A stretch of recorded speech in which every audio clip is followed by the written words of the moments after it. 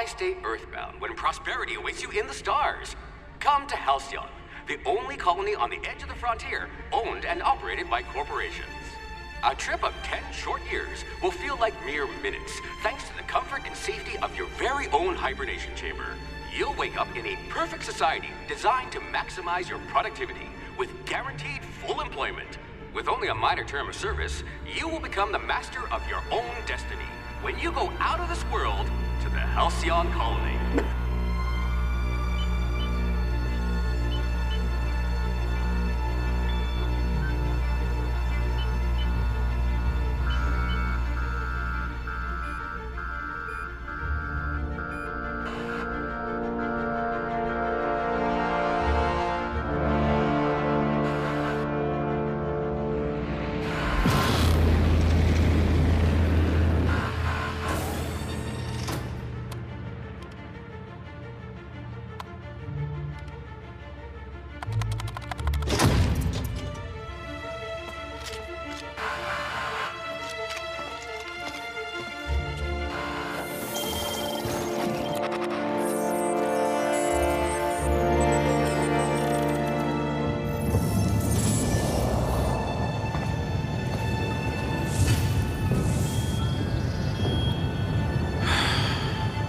Hundreds of thousands of colonists will have to drift out here forever just to keep from damaging the board's bottom line. Disgraceful.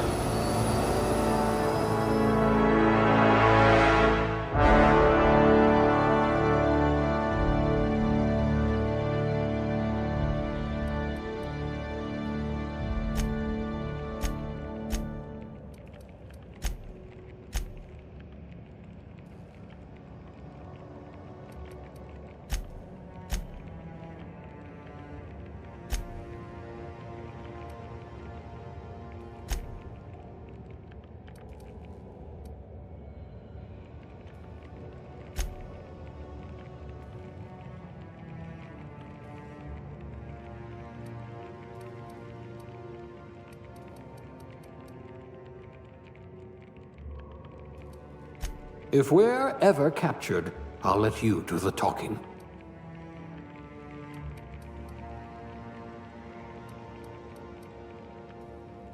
A steady hand at the helm.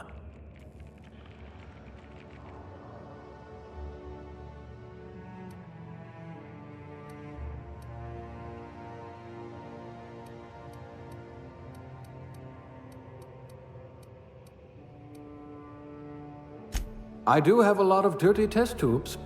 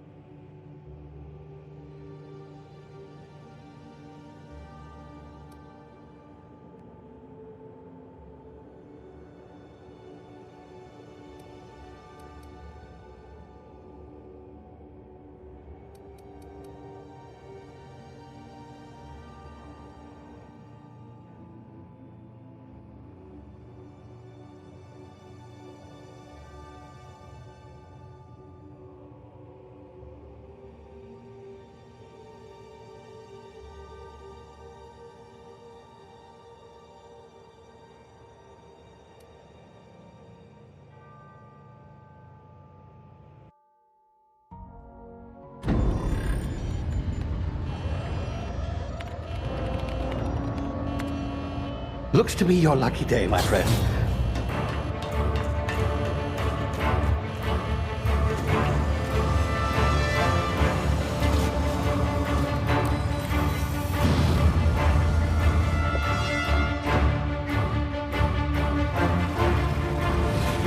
Please power down your engines and prepare to be... Not likely, bootlickers. Initiate skip jump.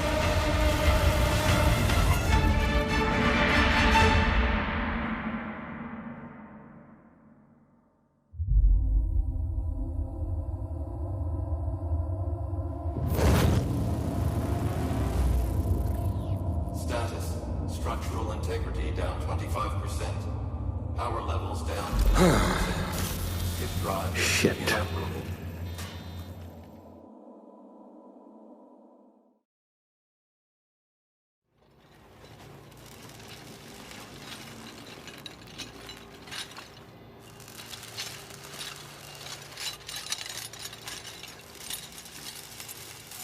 Ah, there you are. Wondering what's going on, eh? Bit of bad news there, I'm afraid. Your colony ship was inexplicably knocked out of skip space and forced to complete its journey at sublight speeds. This means that you and every other colonist on the Hope have been in suspended animation for 70 years, give or take. Normally, reviving someone after so long leads to some quite horrifying results. It's called explosive cell death, but it's really more of a liquefaction. Something wrong? Oh, yes, well, not to worry. I've pumped your body full of a special concoction I devised to keep you from dying so horrifically. Hopefully at all, but I guess we'll see, yes? Unfortunately, I used the last of my chemical supplies saving you. I know it's a lot to ask, but I must have your help securing more if we're to save the rest of your fellow colonists. I'd see it done myself, of course, but the board has a sizable bounty on my head. Now, my ship is inoperative, but I've managed to hire a smuggler to help you out. He'll be... Oh, I see we're in position. Good luck!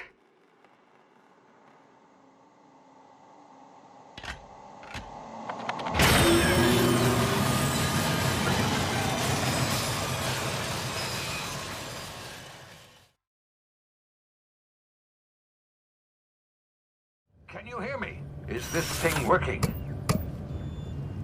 Ah, there you are. Now, where were we? Oh, yes, the smuggler. His name is Hawthorne, and he should be waiting for you at the landing site. He's to be your chauffeur, so to speak. Not to worry, I'm told he's a specialist. Dashing gunslinger, one-of-a-kind ship, that sort of thing. You'll like him, I'm sure. I've also outfitted you with a simple wireless monitor, so I can track your progress. I'll check in with you as soon as you land. Good luck. All the colonists are counting on you.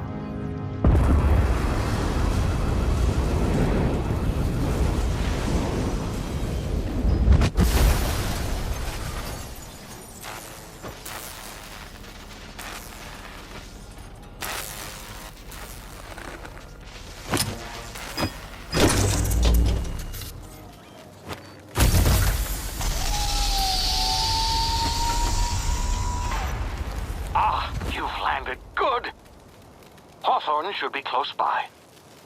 What in law's name? Is that him? Oh, that idiot. I told him to plant the beacon and move away, not stand there holding it. Oh well, no sense in letting his ship go to waste. Hawthorne won't mind you taking his ship.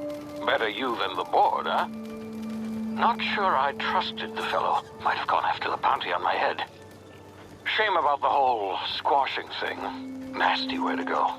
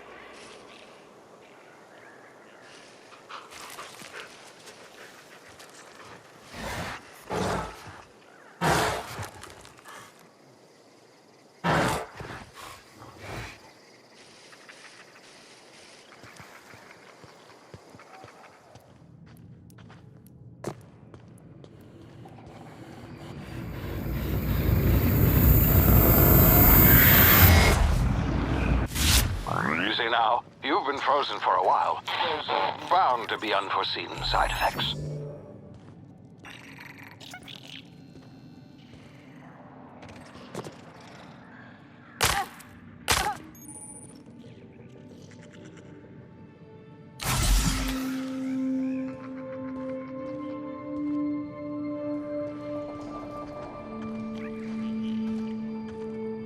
Hey, you, come here. You've tried the best now. Now try the rest. Spacer's choice. Oh, law, that stings. Looks like the bleeding's stopped. I owe you one. Hope you don't mind me omitting this little exchange from my report. Spacer's choice doesn't like us accepting outside help. Oh, we're all part of the Spacer's Choice family here. Not that I deserve to be. Can't even deliver a company slogan. We were out on patrol. I saw a marauder camp up in the hills. Thought I could take him. Then my gun misfired. Right through my side. I mean, what are the odds of that, right? Just barely scraped by with my life. Crawled in here and blocked off the exit with those canisters.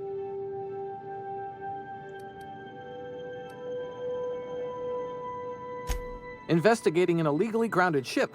All spacecraft must arrive and depart from authorized landing pads. That's board law, that is. Some hull had grounded their spacecraft out in the open. That's a real good way to attract marauders. See those canisters by the entrance? Marauders come sniffing around in here, and I can take them all out with a single shot. Not bad, huh?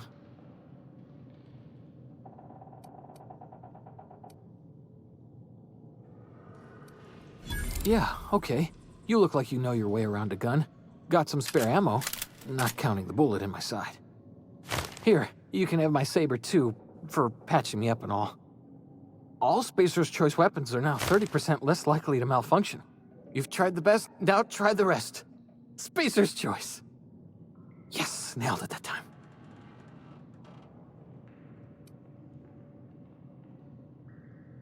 The Hope? Is that some sort of fancy new drug? Are you with Auntie Cleo or something? Don't take this the wrong way or nothing, but I'm not allowed to fraternize with Cleo workers. Company policy. You hit your head or something? You're in Emerald Vale. We're a Spacer's Choice community. Edgewater's a little ways down. Prettiest place in the Vale. Be sure to stop by a provisioner's for a can of our famous salt tuna.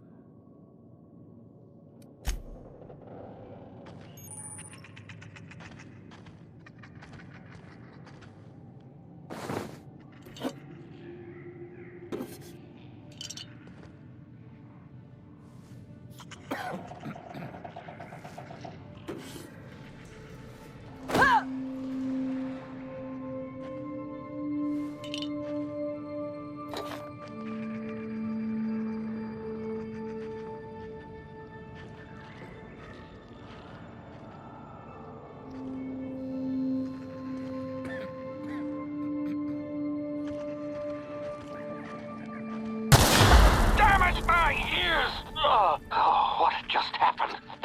Can you hear me? What in the hell? This...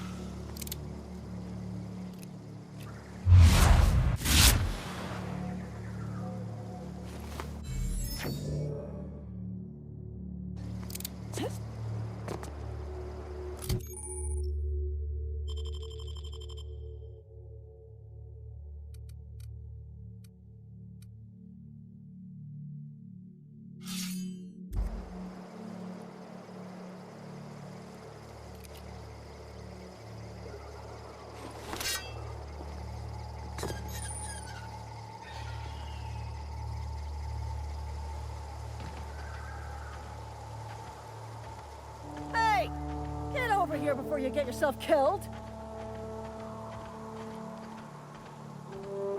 Don't know where you came from, stranger, but you best keep your head down. There's marauders hereabouts, and worse, landing violators. Gall on that rung leech. Landing in the Vale without using an official Spacer's Choice landing pad. I'd slap him with a fine if it weren't for all these marauders shambling about.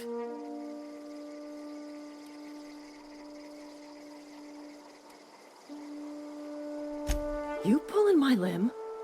I mean, yeah, of course. Marauders. Bunch of addle-brained derelicts. I could round them up all by myself. I just, you know, need a couple of winks to catch my breath. Stretch my legs, son.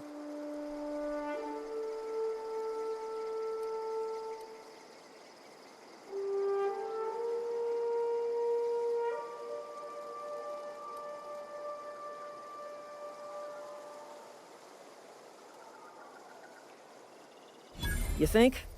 Most marauders can't even talk. But criminals do attract other criminals by their own nature. You know what? You're right. It's time we cross those marauders off, find whoever owns that ship, and file a full report. Then it's gonna be fucking laminated. Here we go.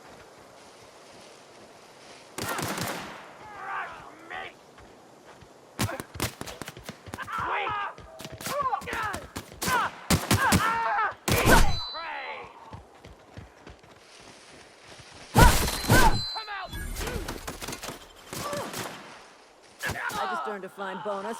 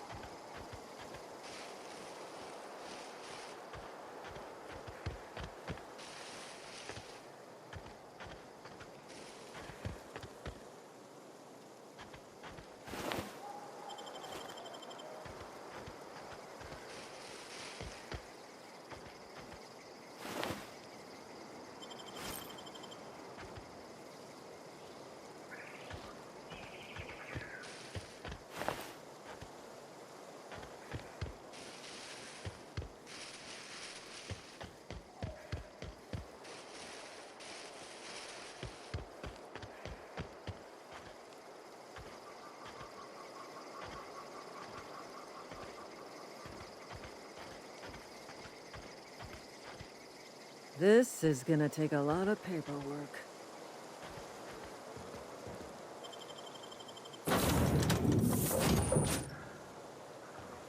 Please be informed that this vessel contains no valuable plunder.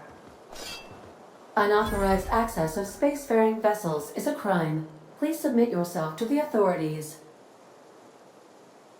Hello, Marauder. I am Ada, the autonomous digital astrogator of this vessel. Please be informed that I am authorized to use violent retribution against unwanted solicitors. Please return any misappropriated equipment and exit this vessel in an orderly fashion. Failure to do so will result in your immediate destruction.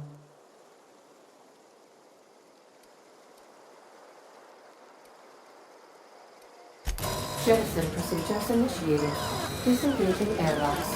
Preparing to eject all boarding parties in 5, 4, 3, 2, 1. You are still here. My deception protocols have failed. I have been programmed to express disappointment. This vessel is the registered property of Captain Alex Hawthorne. I am incapable of accepting orders from anyone other than Captain Alex Hawthorne.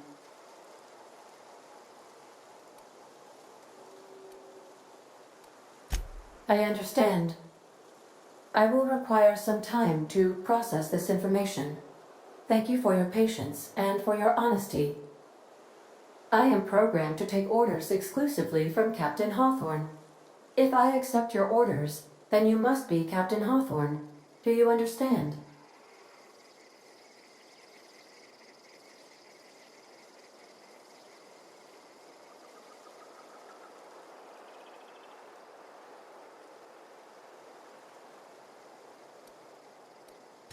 Well done, Captain Hawthorne. I see your powers of deductive reasoning remain intact. Unfortunately, our engine is currently inoperable. Our main drive suffered a critical power failure, and we were forced to make an emergency landing. The main drive's power regulator has been irreparably damaged and must be replaced. Astutely observed. However, the probability of locating a power regulator within a worker settlement falls within acceptable parameters of certainty. High-capacity power regulators are sometimes employed in the electrical networks of worker settlements. I have taken the liberty of printing you a new Captain's Identity cartridge. Please try not to lose it this time. This cartridge identifies you, Alex Hawthorne, as the registered proprietor and captain of the Unreliable. Do you understand?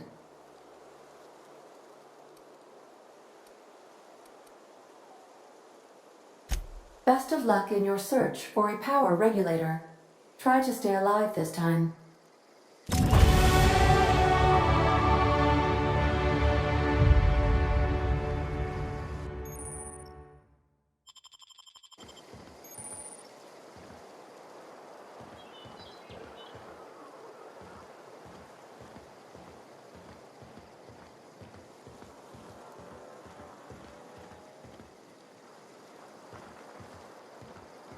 If your equipment is in need of repair or modification, I suppose everything on the Unreliable belongs to you now, Captain. Help yourself. No, really.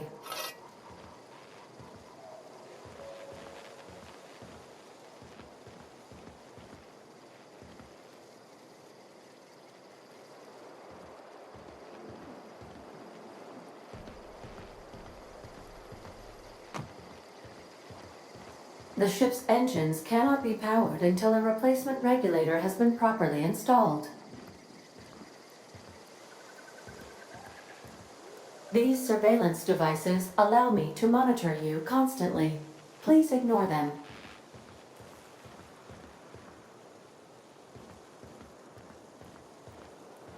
Want to be a brand new you? Try out our respecification machine. Alex installed it himself right before he died.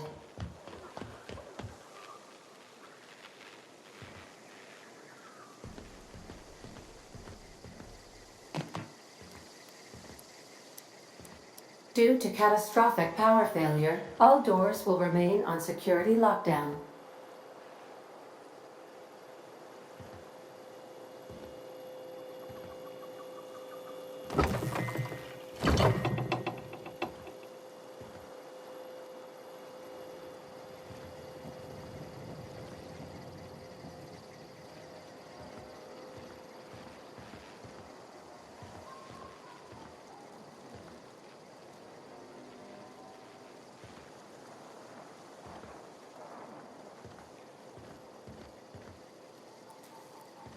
These are the crew's quarters.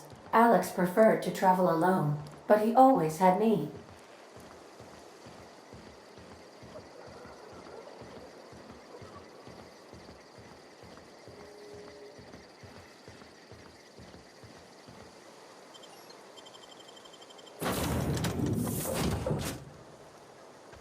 Say, this wouldn't happen to be your ship, would it? Because you sure walked in it like it was your ship.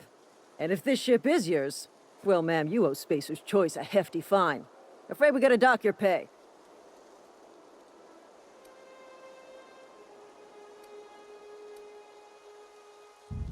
Oh, by the law. I'm so sorry. I had no idea we had an inspector coming. If you'd like to speak with my manager, I report to Constable Reyes in Edgewater. Edgewater's not too far. Just follow the road east of here, over past the cemetery. Now, if you'll excuse me, I need to inspect the crime scene before I make my report.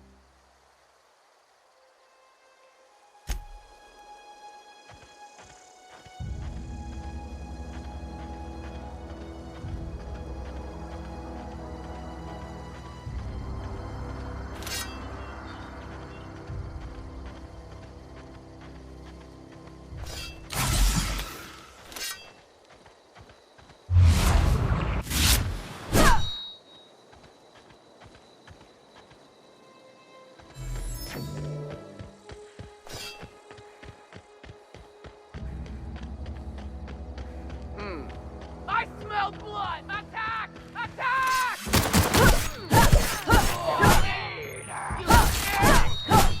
Hear that?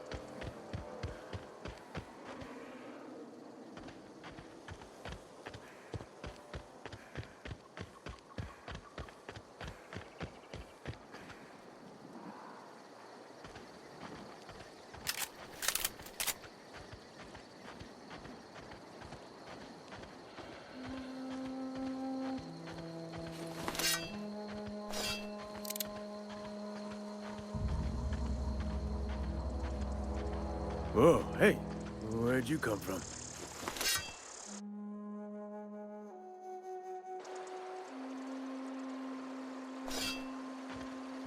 Don't go ambling out in those hills. That's marauder territory, friend. You talk too pretty for a marauder. Most of them just grunt and yell. Ain't safe out here. You'd best head into town. Avail yourself of Edgewater's high walls and low prices.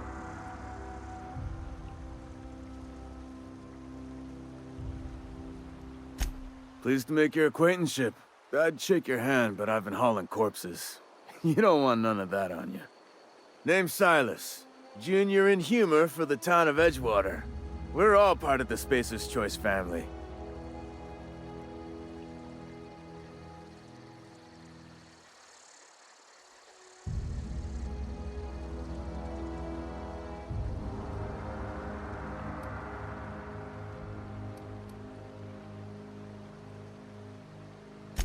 Hey, I earned that fancy title.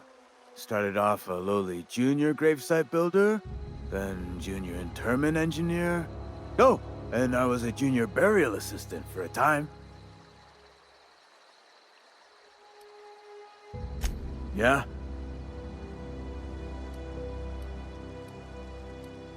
The colony ship? Are you talking about that old rumor? Some great big starship packed full of colonists what got lost in the aether never to be found again. Ain't heard that one since I was but a stripling. Can't say it was terribly convincing far as rumors go. There a reason you asking?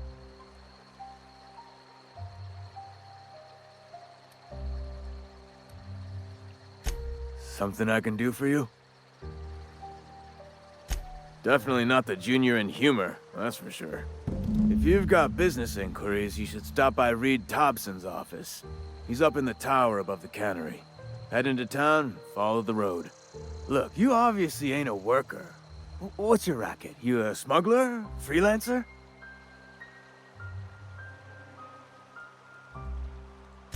Edgewater is a company town, board-owned and operated. That includes the cemetery. None of us own our gravesites, we rent them from the company. Renting means money. Money means paperwork. Paperwork means signatures. Some of our families become a mite delinquent in paying their dues, you see?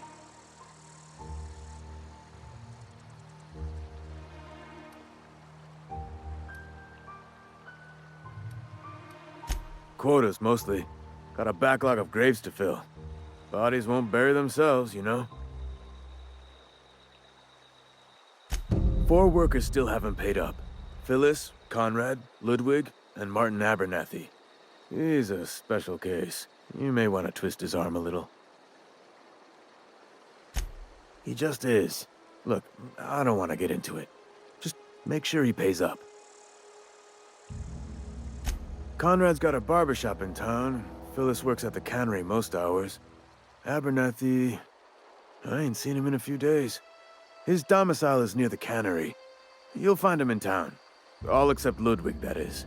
He's over by the landing pad. Yeah?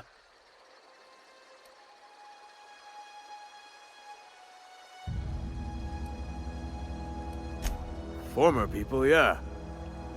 Marauders been raiding my graves, you see. Hence the armed guards.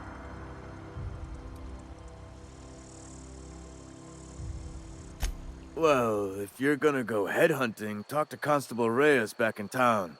She pays for marauders by the finger. Couldn't tell you. No, I mean, I'm contractually prohibited from saying anything that might reflect poorly on Spacer's Choice. Ah, avoid it. Shouldn't have said that either. Look, forget I said anything. Hang on, I'm doing some math in my head.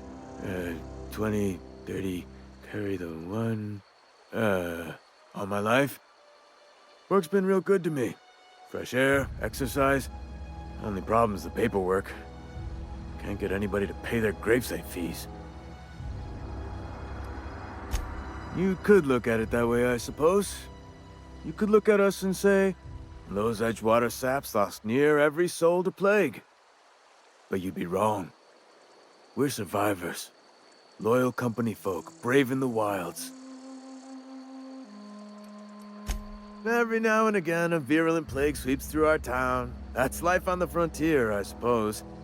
A body grows accustomed.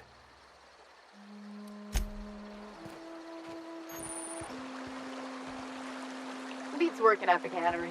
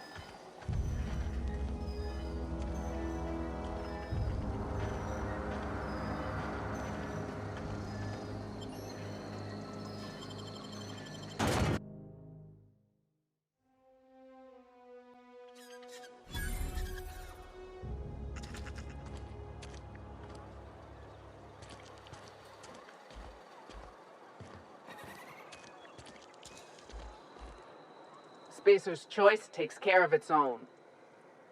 Keep your distance, friend. Sick house is no place for a traveler.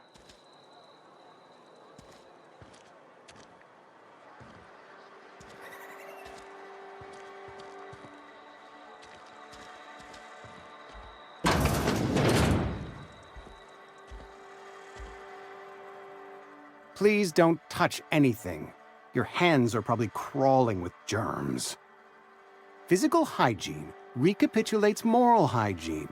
Cleanliness is next to lawfulness.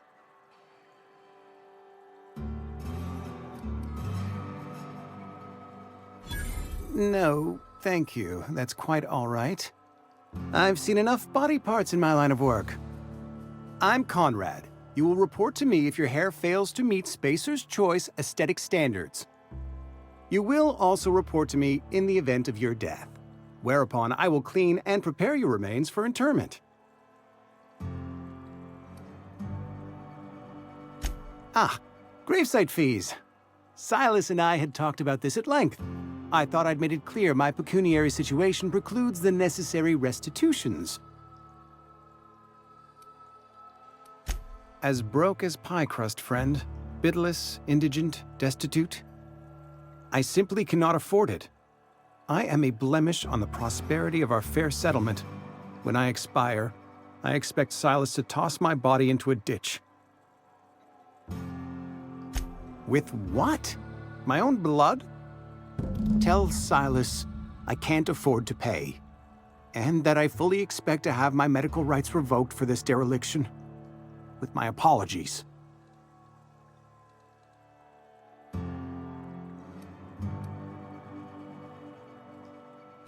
Some time ago, I fell ill with the plague. By the grace of the law, and through my own hard work, I'd proven worthy of treatment. Frankly, I don't imagine I'll earn that right a second time. The barber work hasn't been profitable, you see. I've had to keep this old place running with my own savings. Not a bad idea. But I'd need some kind of collateral. My pair of lucky clippers! No, that won't do. Your idea intrigues me, but I'm afraid I don't have anything to give Silas. I'm open to suggestions. Much obliged.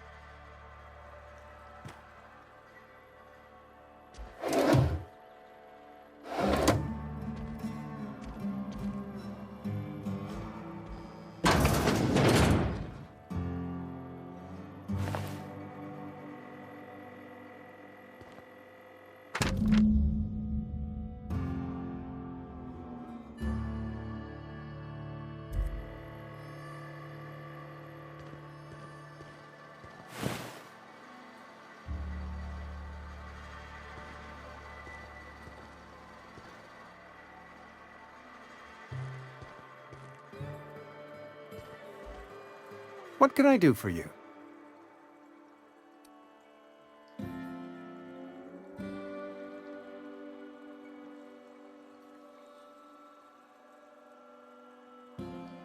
You know about Eugene? How?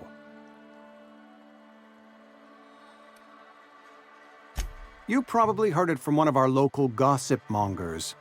Eugene's golden teeth were a family heirloom, representing 3 generations of poor dental hygiene. He took them to his grave.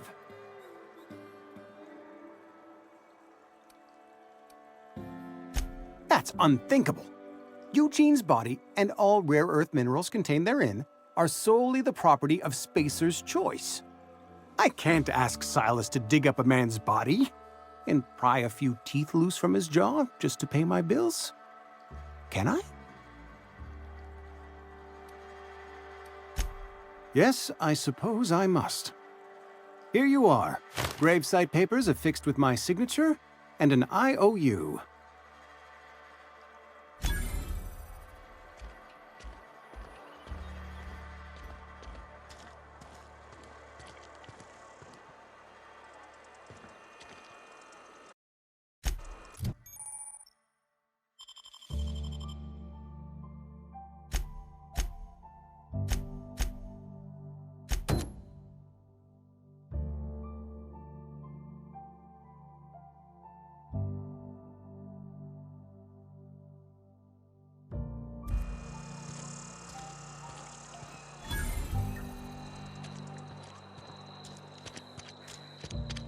Heard something outside the walls today.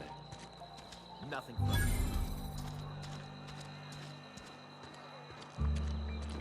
You think corporate's ever gonna visit? I'm not holding out hope.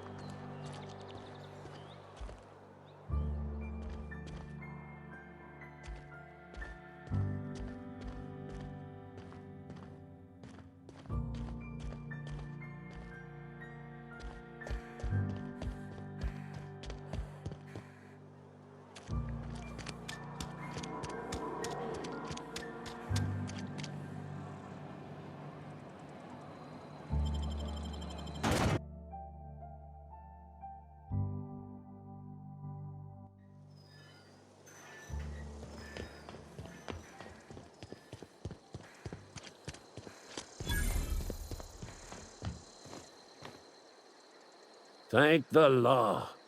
I've been requisitioning backup for months. Guess the boss finally came to his senses. You ever swung a truncheon? Let me see your rifling stance. I want to make sure you're up to snuff.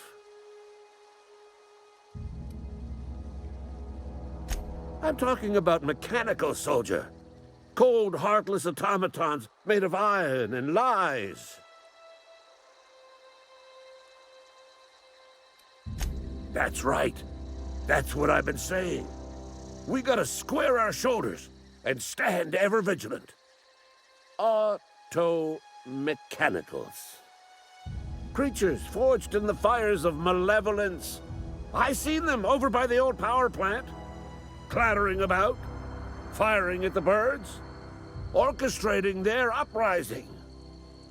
When the swarms of mechanicals come clanging on over that hill, where will you be? Cowering beneath your cot? Or standing, shoulder to shoulder with the resistance?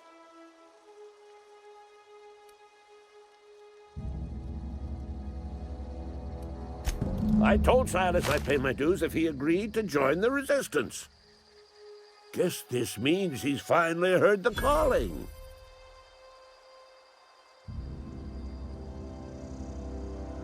Mechanical repellent! A stroke of inspiration from the law itself. Here, I've been saving up a couple bits for just such a project. I've been gathering up a war chest over the years. Saw tuna cans, mostly, some Spacer's chaw, few bit cards. I'll reward you for your aid. Enlistment fees. Yeah, I suppose. Wouldn't want to give the Resistance a bad name.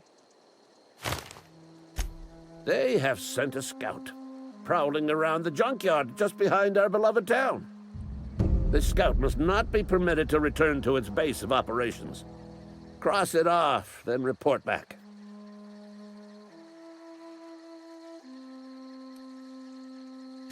Go on. You ever seen the way a mechanical just stands there? Just looking at you, scanning you with its murderous oculars. Mechanicals have been programmed to eliminate the human race. They've been programmed to replace us. First, they will rob us of our jobs. And once they have taken away our livelihoods, they will take away our very lives.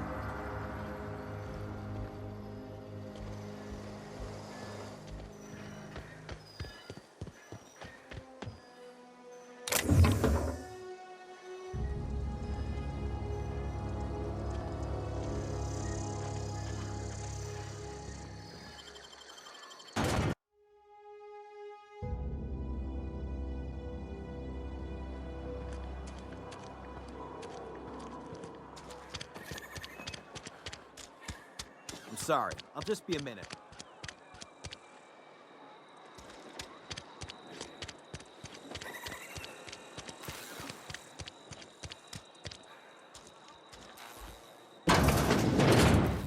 Yes, Mr. Thompson. I'm fine, Mr. Thompson. Never been healthier. Whoa, did Mr. Thompson send you?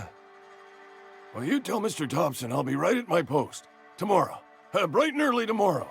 Because I'm definitely not plagued. As spry as a spring chicken. That's old Abernathy.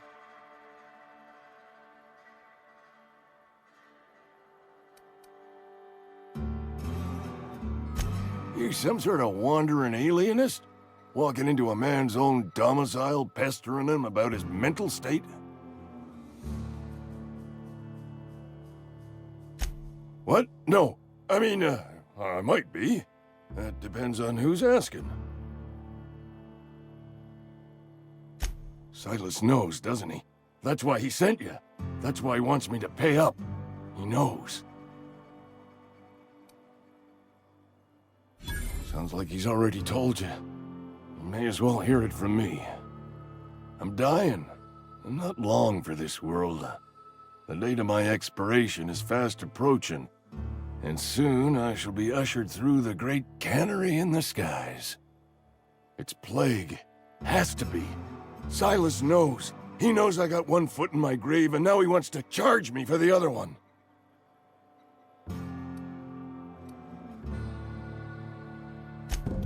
I'll pay your fees. I don't want any trouble from Silas. But if you could see a way to freelancing for me, I could really use the help.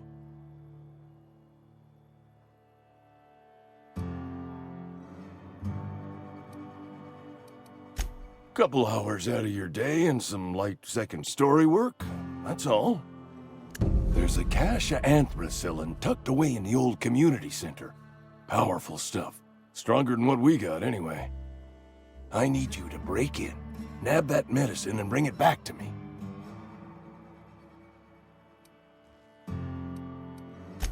I'll do what I can.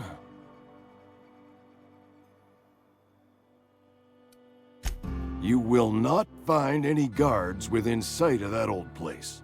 Marauders, on the other hand. I have it on good authority. There's a gang of them squatting there. I advise stepping softly. I tried medicating myself with adrenatime. Didn't do much for me, as far as I can tell. Anyway, I can't just buy medicine. Distribution of medicine is strictly prohibited to any workers beneath the acceptable margin of health. Company policy.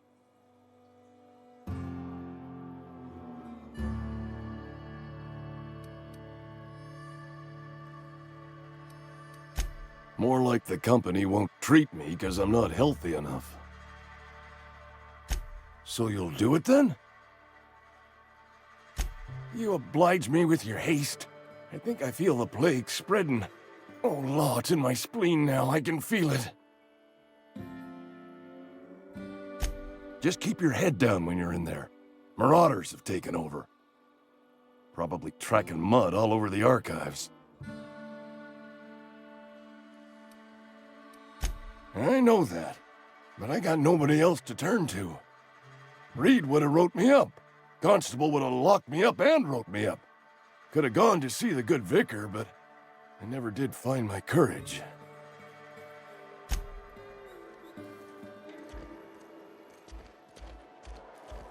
You're making a mistake working for Abernathy.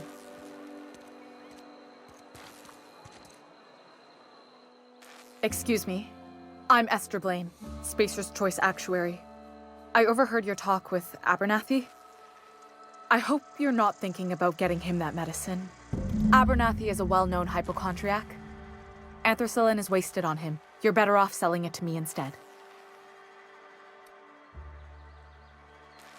All I'm saying is Abernathy's worked in this town longer than some of us been alive. How do I put this gently? He's got a lot of cobwebs up in his attic. I probably shouldn't tell you. Don't want you implicated for what I'm trying to do. All right, here's a summary. A lot of sick people in this town, and we don't have the medicine to treat them all. Can't reach out to corporate without crossing a river of red tape, so I'm reaching out to you.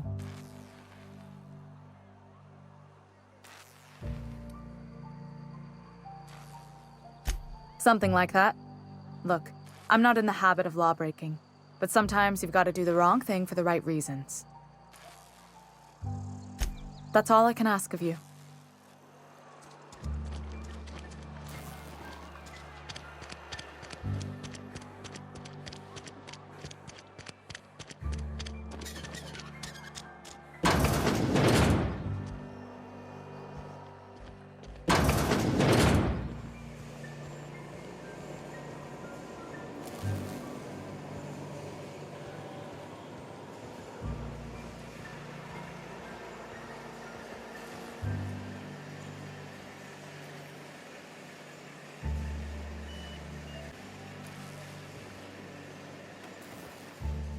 You the new worker? Whatever. Make it quick, Tenderfoot. I'm busy. Foreman Granger. Mind those words don't come out of your mouth unless preceded by yes, or right away, or thank you. Shit. Silas still on about that? Here, take the fees. I'd appreciate it if you didn't tell Reed I was late on my payment. Because they're not my fees, and not my gravesite. Guy I worked with shot himself. I paid the bill.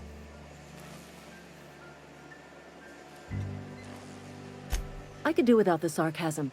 Wasn't acting out of the goodness of my heart. Law requires delinquent gravesite fees to be paid by the deceased party's closest living relative, which meant me. Shame, though. Eugene was a good worker. Woke up one morning and put a round through his upper story. Can't imagine why. The kid was doing all right at his desk. We all thought he was an upstanding receptionist. Just between the two of us, I'm pretty shocked his weapon didn't misfire. Spacer's Choice handguns aren't the most reliable. Eugene wasn't family.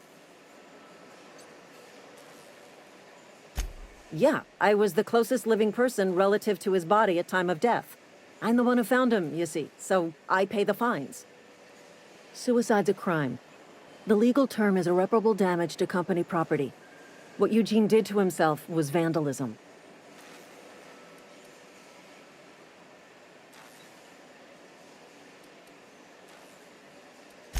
When one of your workers commits a crime, the entire town pays for it. In other words, Edgewater would have been penalized pretty hard. Whatever Eugene was worth as an asset, we would have had to pay out of pocket to Spacer's Choice.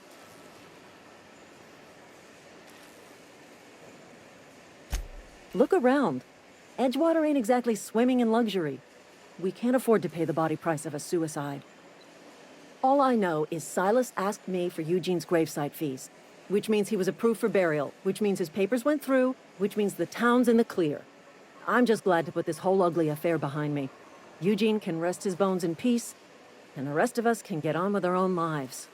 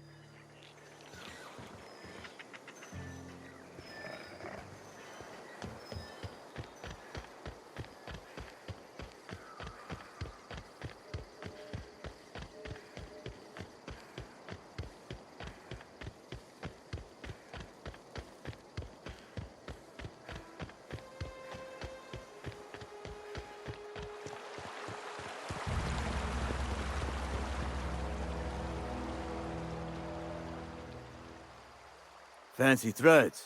That some kind of hibernation suit?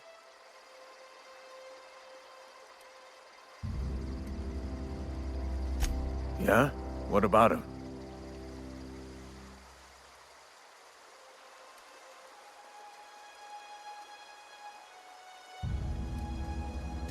Well, yeah. It's what I'm contractually obligated to do. What's this about?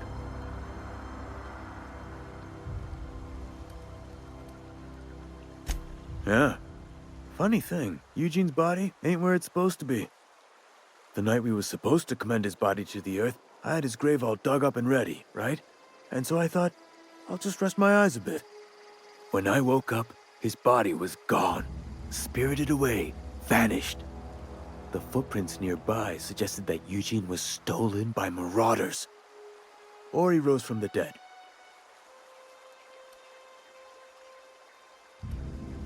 Let me know if you find anything. You run into any trouble? Reliable work from a freelancer. That's gonna take some getting used to.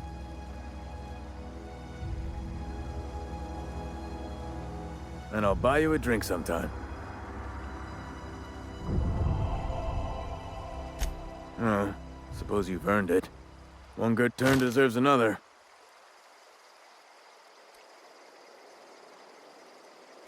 Yeah?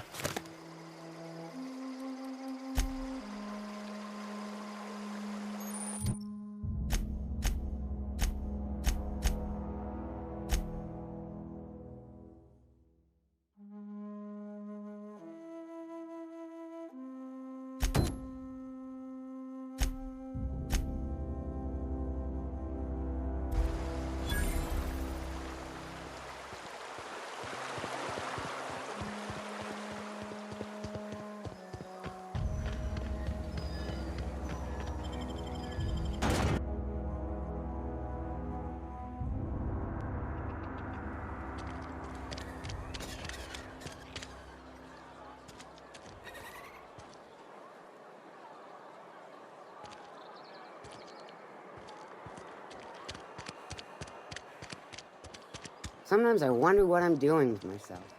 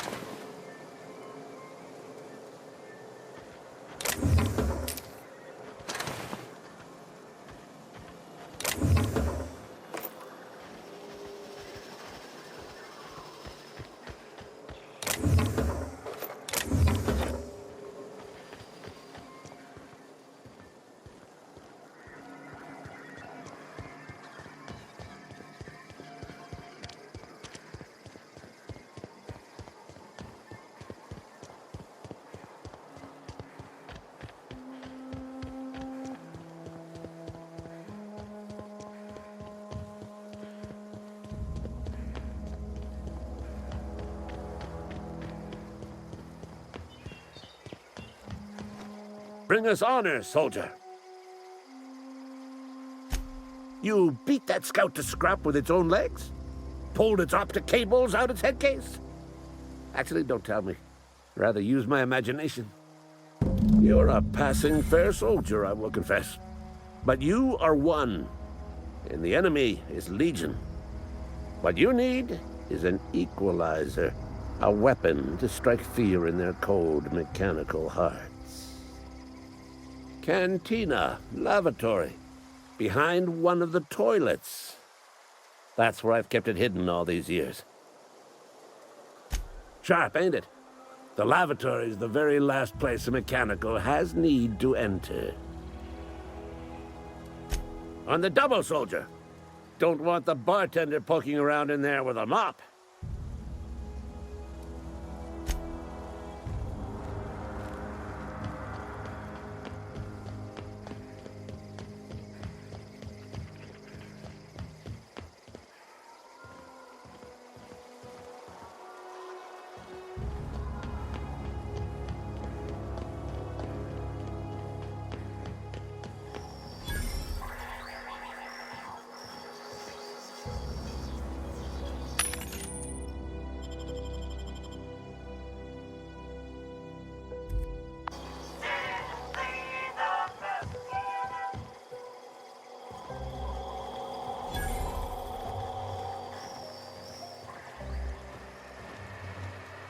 got my sights on you.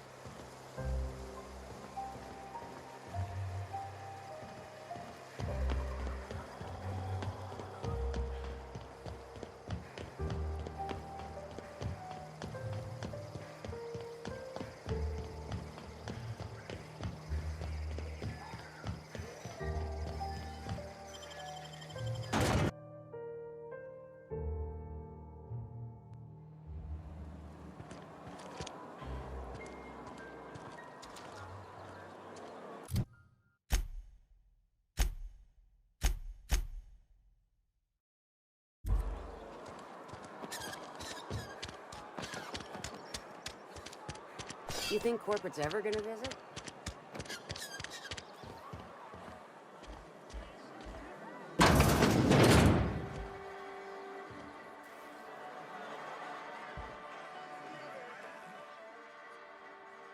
Never seen you here before. You a visitor? Welcome. On behalf of the Spacer's Choice family, let me welcome you to, where am I again?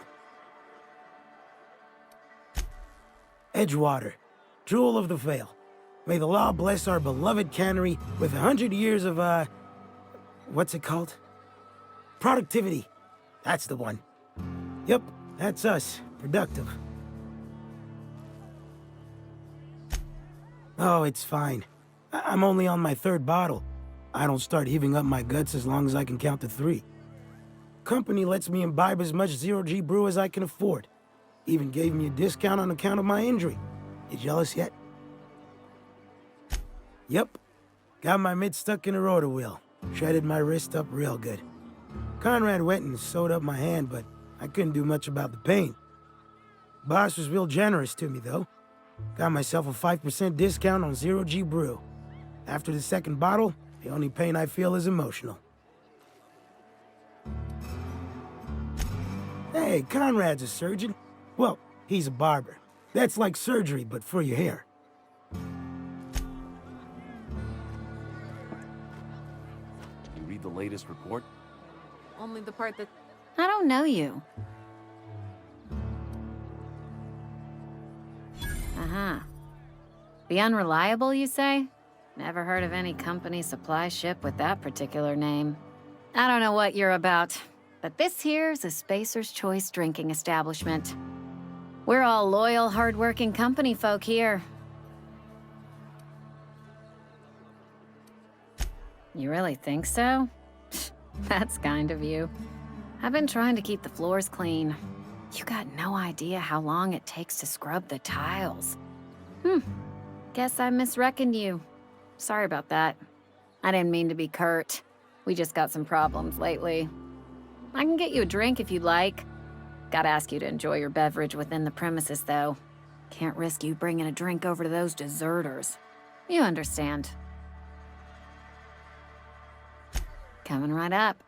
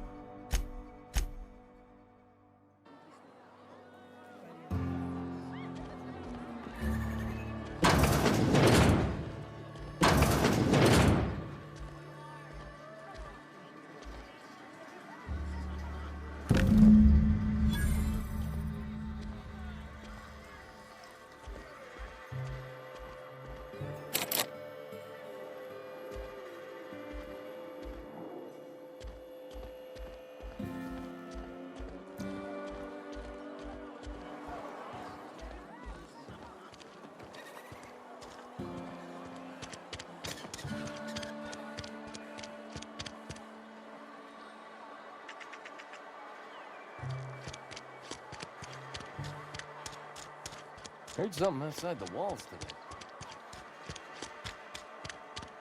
Wonder if the plague's ever gonna...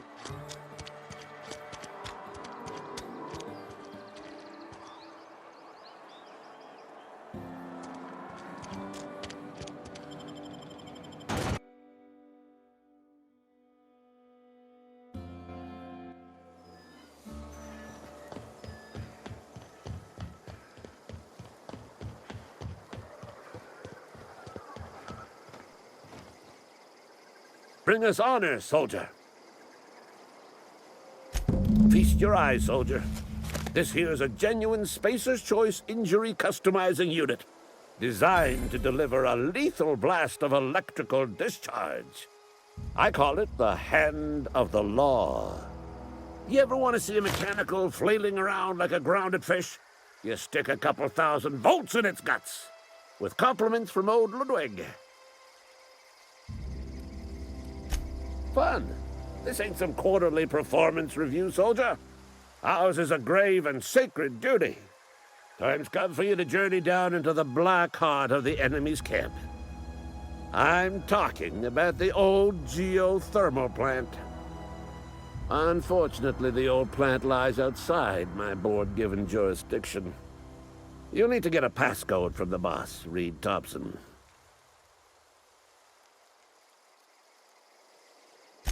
I need you to get us the brain of a mechanical. Well, not exactly a brain. Anatomically speaking, what we're looking for is a logic module.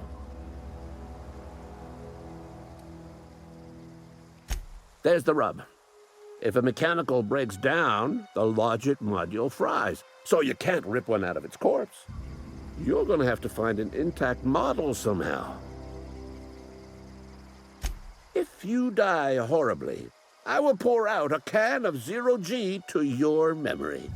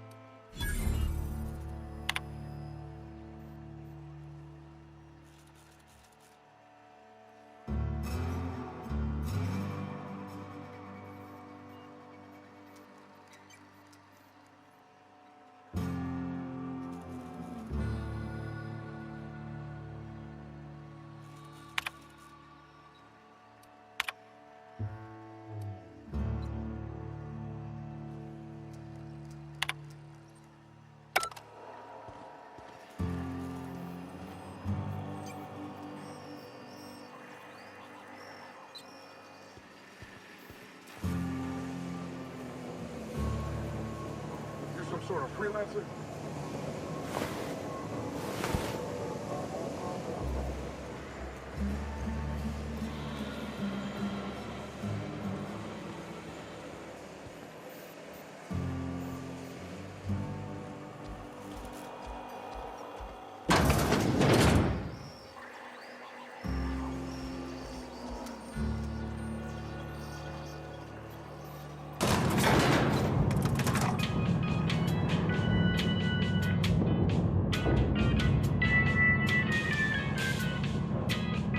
Miss Holcomb, I need you to explain this with less the grease monkey, Argo. I'm sorry, Mr. Thompson, sir. You asked why it's taking so long to fix. The answer's technical. Don't apologize. Just try using small words for me. The cans bust open in the oven because she's set to cook saltuna, which isn't what we've got. Mr. Thompson? I think there's someone here to see you. Focus, Miss Holcomb. You and I are still talking. Let's start over. Walk me through the process. Show me where it's going awry. Well, sure. It's, mostly on account of what we're feeding into the mechanism. It puts food in cans. We have food, we have cans. Why won't it work like we need?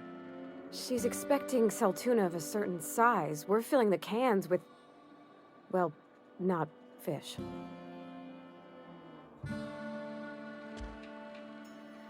Seems we've got a guest. Really now, Parvati, I do wish you'd spoken up. I do apologize.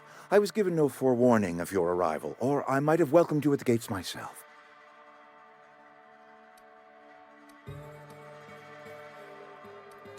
You were saying, Miss Holcomb. It's just what Bess needs is a proper refurbish.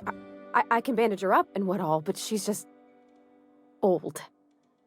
Sorry, I'm sorry. I'll do better. And I do wish you'd stop referring to our cannery as Bess. Personification of company property is strictly contrary to the Spacer's Choice Code of Conduct. My apologies. I am not in the habit of allowing my guests to witness such a row. Now, what can I do for you?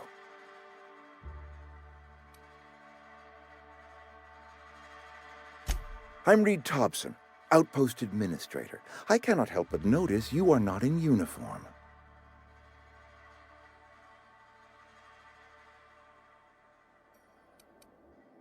Of course not. I don't have that kind of luck. Seems I allowed my excitement to run away with my wits. Been a few seasons since we've had a visitor pass through.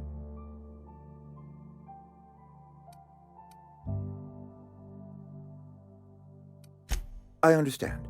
Your business is your own. Nonetheless, you are welcome in our little outpost. Outsiders are a rare sight in the Vale.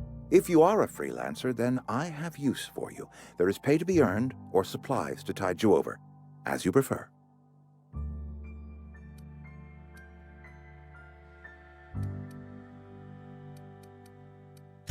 Trust, I have learned, is reciprocal.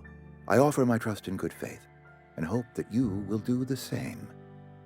There's an old botanical lab, mostly abandoned now, but still eating up power from our plant, power which our cannery sorely needs. I need you to go to the geothermal plant and reroute power from the botanical lab over to us. Simple as that.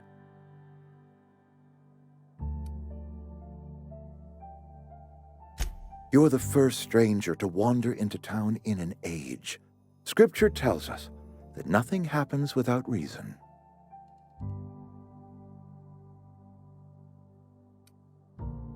The geothermal plant was built by our owners, Spacer's Choice. Lit up the whole Vale once upon a time. Most of the Vale is now abandoned.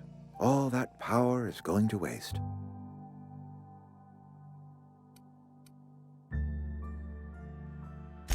I was not entirely sure how to tell you this. The botanical labs are not legally inhabited, but there are people who live there.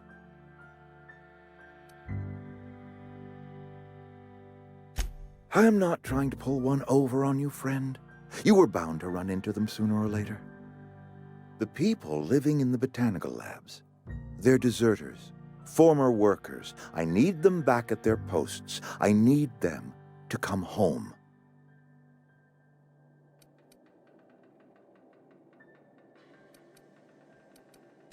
Good law, no, I don't want you killing anyone, least of all them. My hope is that by cutting off their power, you will convince those deserters to come back to town. Before you go to the plant, I want you to stop by the botanical lab. Speak to their leader, Adelaide. Tell her the power's about to go, and that it's time her band of deserters came back to town. Adelaide's older than the other deserters. She's dignified, kindly. From what I understand, her camp looks to her for leadership. That reason was me. I asked too much and pushed too hard. But I am ready to make amends if they are willing to return to the fold. We belong to one community, the Spacer's Choice family. If we dissolve into factions, then we will all perish separately. Adelaide will understand that. My dad told me all about the plant. Taught me all he knew. I could come in useful. I mean, if that's all right with you, Mr. Thompson. Sir. I hesitate to part ways with Miss Holcomb, but I cannot deny that she is talented and may prove useful to you.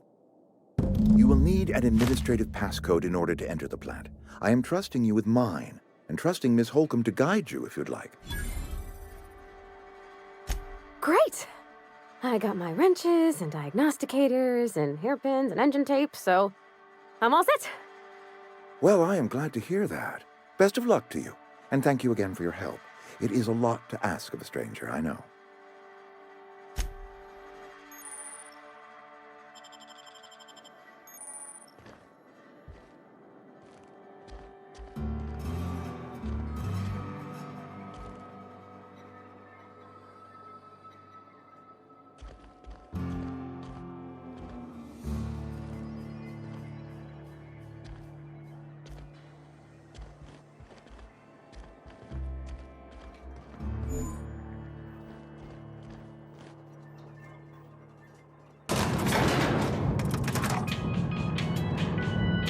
We better clear out of Mr. Thompson's office before we talk.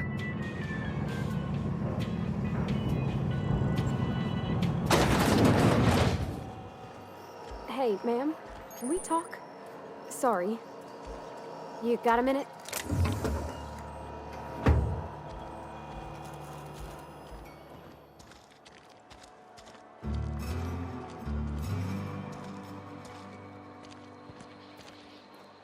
Sorry. You just want to get out of here. And you likely don't want to tag along like me. It's just, Mr. Thompson has his own view on matters, on account of it's his job and what all, but that's not the only side of the tale. Oh, he ain't a liar. He believes every word he says. It's just, he doesn't always get where other folk are talking from. To Mr. Thompson, a person's a gear. It does its job quiet-like. If it squeaks or stutters, it gets replaced. The deserters are decent folk. I knew some of them before they left. Miss McDevitt? Oh, gosh, no. She was a real important person. A flavorist. Made all the food taste decent. She used to work up in the big office with Mr. Thompson. All I know is she left after her son died. It was a real big to-do. I could hear them both yelling clear from my own place.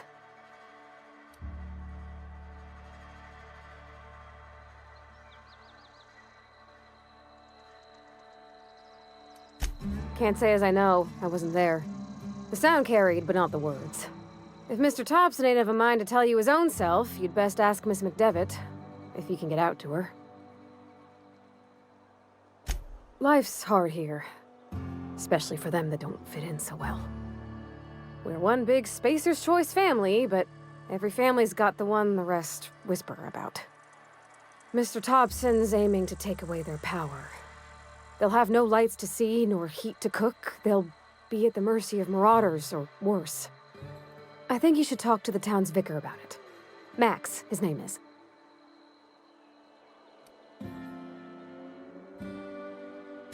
About if what Mr. Thompson proposes to do is upright. Leaving Miss McDevitt's folk to their fate. Their neighbors. Kin. And maybe he can think of something else to try. Something we ain't. He used to go walking outside town. Maybe he found something that'll help. It's just an idea. That's all.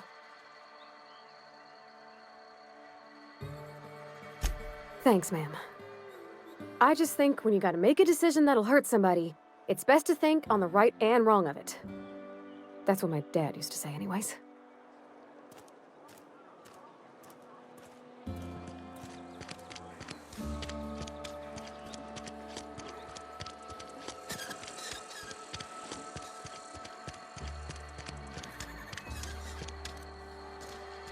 Heard something outside the walls.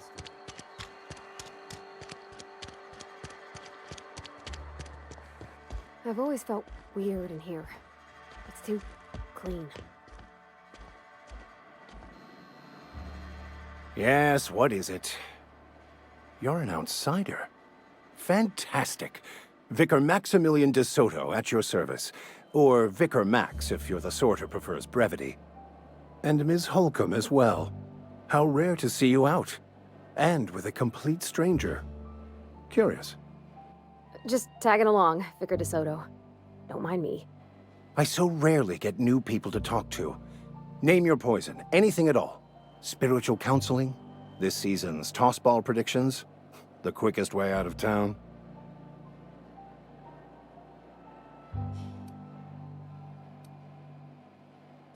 What? I thought you would talk to him. You wanted to speak to me, Ms. Holcomb?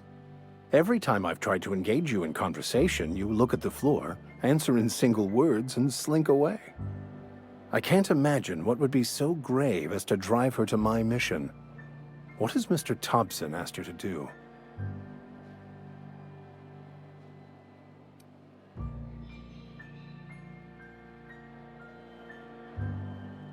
Depriving them of safety from the marauders and wildlife. I can see why that troubles you. Miss Holcomb has a soft heart. Always has, if you believe the talk.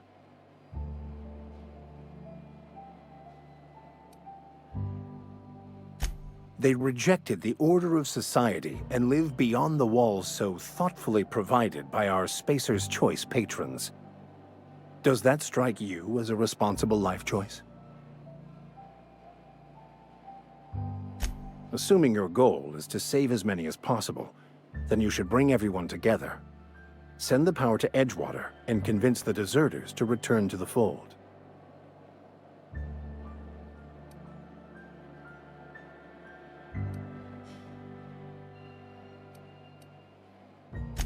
Not if things are left to stand as they are.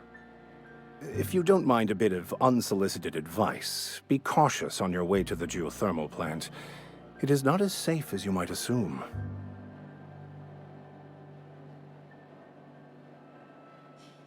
One of the reasons I transferred here was to fulfill my duty in hunting down banned heretical texts.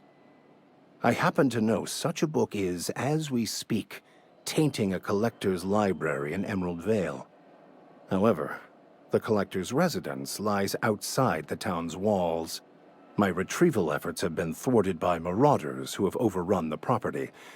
Should you fare better than me, I'd pay a handsome sum for the book. I just want to keep the writing out of layman's hands. It wouldn't do for such information to fall into public consumption. On the contrary, my position means that I am one of the few legally allowed to possess such items. But do not worry. You'll be safe since you are acting on my behalf. I can assure you, you won't find another willing to risk imprisonment to possess this book, nor anyone willing to pay the price I can offer. Glad we see eye to eye. It's a handwritten journal, a faded blue cover with the name M. Bakonu handwritten in the lower corner. I'll mark where I saw it on your map. Assuming you're serious? It is not only a beautiful relic of a bygone time, it's also the thoughts of an early thinker on the nature of man's place in the cosmos. Not many in this colony could understand its true value, should they ever read it. Thank you. If you retrieve it, you can always find me here.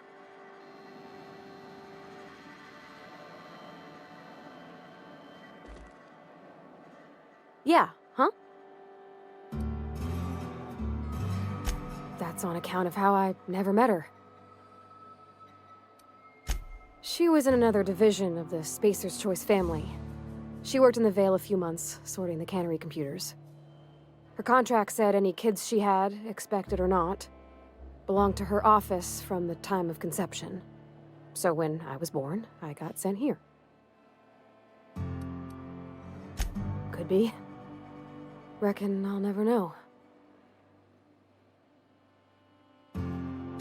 A whole ship? Like one that flies about the aether? That's a tall order. I guess the generator that powers Bess? I mean, the cannery. If you turn on the thermal plant like Mr. Thompson wants, we can shut down the generator. Then it'd be safe to yank the regulator. You mean about the mission being too clean? I know, but Vicker says the universe is a machine, that it runs by law. Real machines have gunked up oil, scratches, and worn bits. You can tell they've seen handling, been used by folk. The machine Vicker sees is one ain't never been run. It's not for people to live in. It's something on a museum shelf, under glass. Fixing the universe is a job for somebody way better than the likes of me.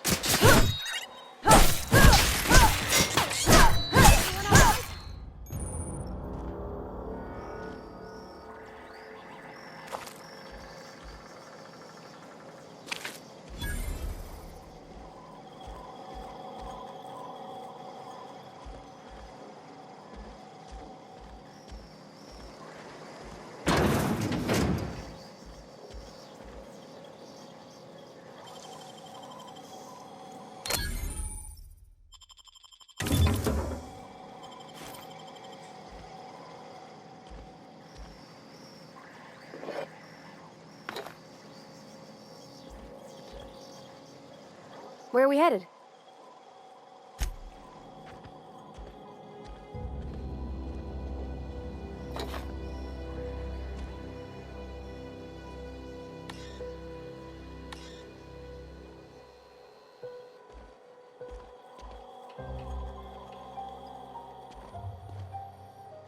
Okay.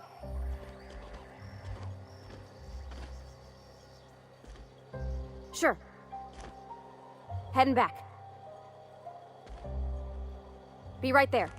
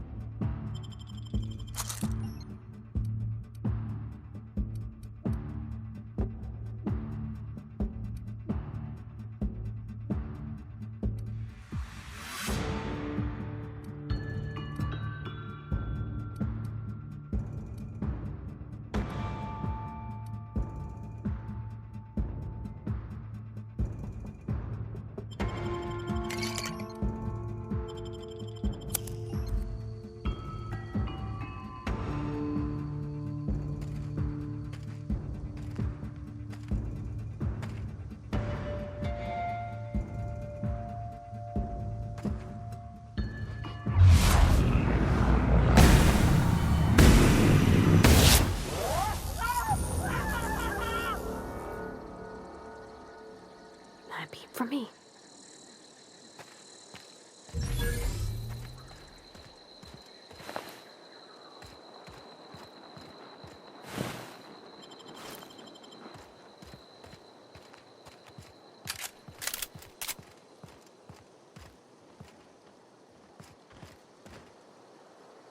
Where are we headed?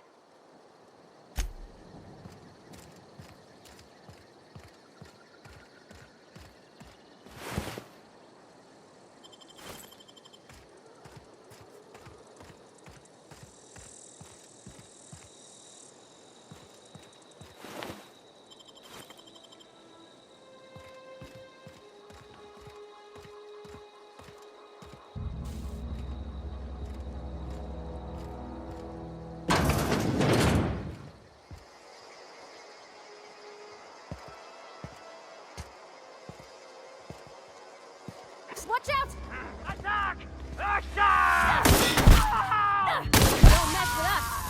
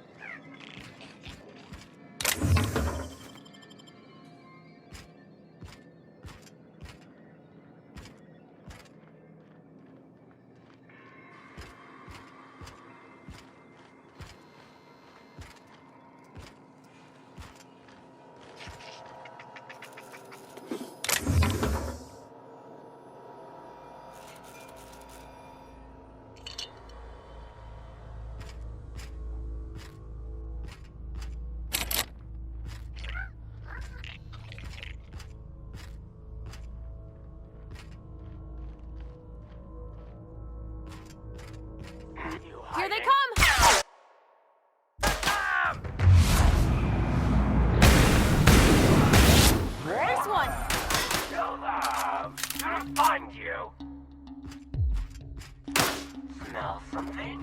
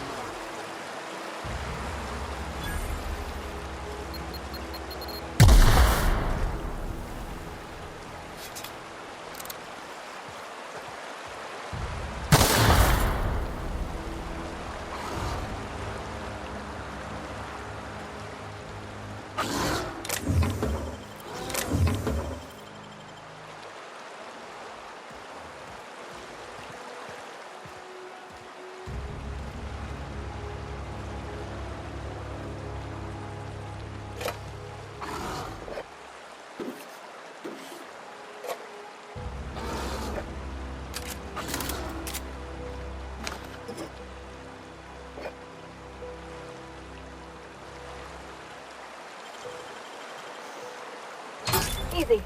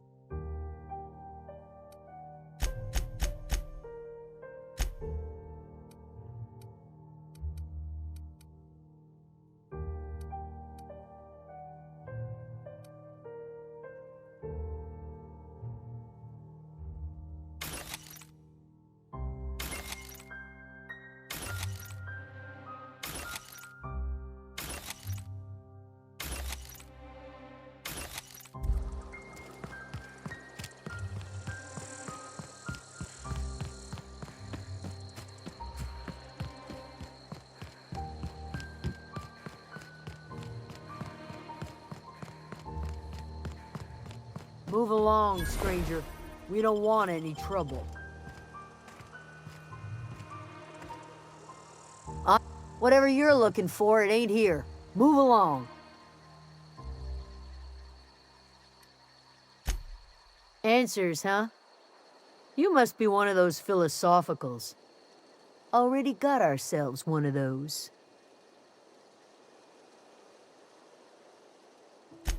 A geo what? Look, plants ain't my purview. You're better off asking after Adelaide. If you're gonna start wandering around my camp, know that I got my sights on ya.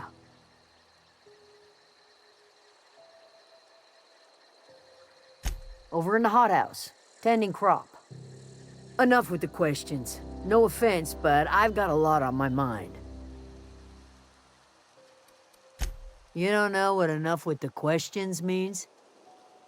No, I'm sorry. That was unworthy of me. Lady named Zoe went missing some nights ago. Just up and vanished without a trace. Now I'm pacing around wondering if marauders got to her.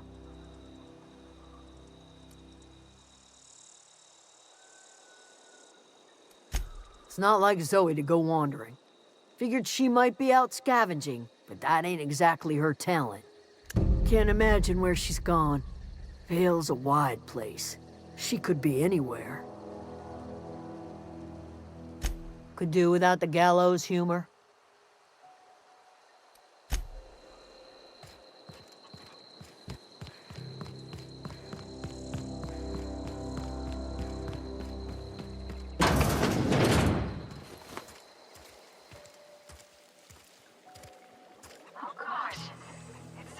If you're hungry, there's meat turning on the spit outside.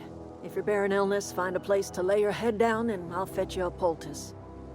Whatever your troubles with Edgewater, leave them at the gates and be welcomed here. Any questions, dear? I have been called that, among other things. Green Thumb, grandmother, the strange old lady who keeps flowers. But yes, Adelaide will do just fine. Excuse me, Miss McDevitt? Sorry, it's just... You got such pretty trees in here. Why, thank you. You're Robert's girl, aren't you? I remember when you were but a sprout. Thomas speaks of you often. Are you staying long? You should try some of my tobaccorn tea. I brew it in an old spittoon, but it's been cleaned. No, dear. The garden belongs to us all. Life is the gift of the universe, and the universe yields its bounty equally, absent of prejudice.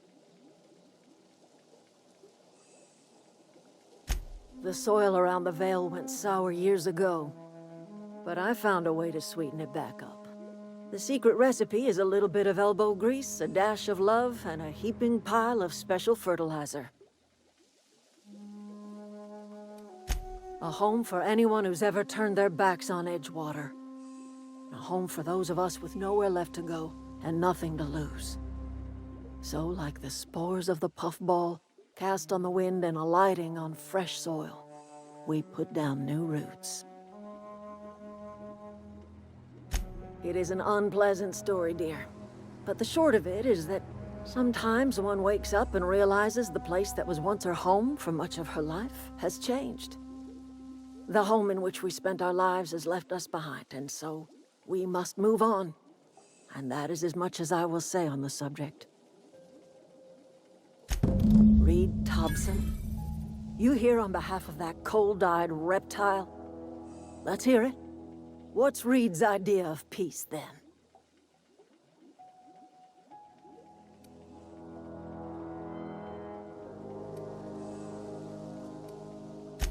Make amends.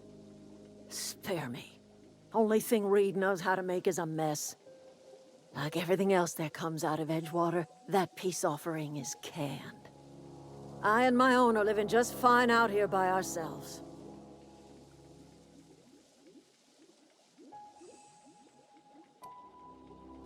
You're doing this for Reed? Why?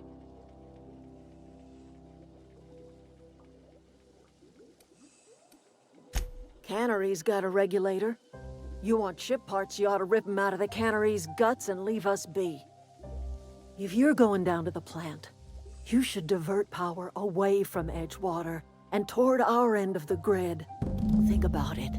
You'd be liberating an entire town from a lifetime of service to that odious cannery. Seems the sort of thing a hero would do.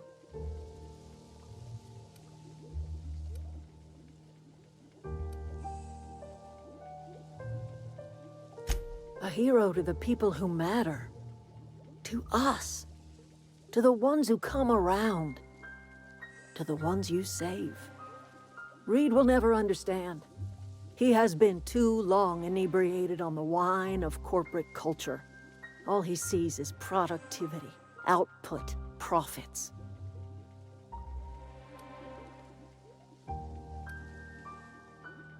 Life in Edgewater grinds to a halt. The cannery shuts down, workers desert in droves, and our own little camp grows and thrives. You bring power to Reed's town and you'll be killing us. Reed knows it. He's counting on it. You've seen that miserable excuse for a town with your own lamps. Hollowed out workers laboring their lives away at the cannery, living off whatever scrap Spacer's choice throws them. You know that's true, don't you, Ms. Holcomb? Your father died of overwork. His heart gave out. He was tired all the time, sure, but he was old, ma'am, and he raised me all by his lonesome. Look what they did to this child. Lost her family to the company, and still she defends them.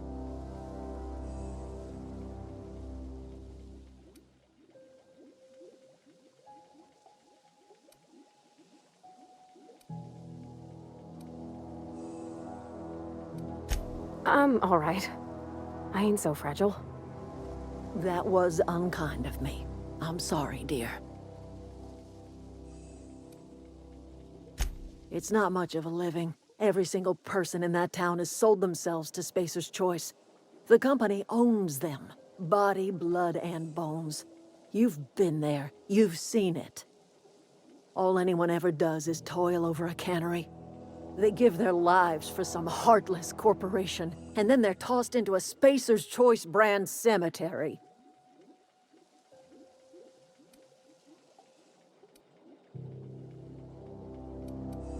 So, what do you say?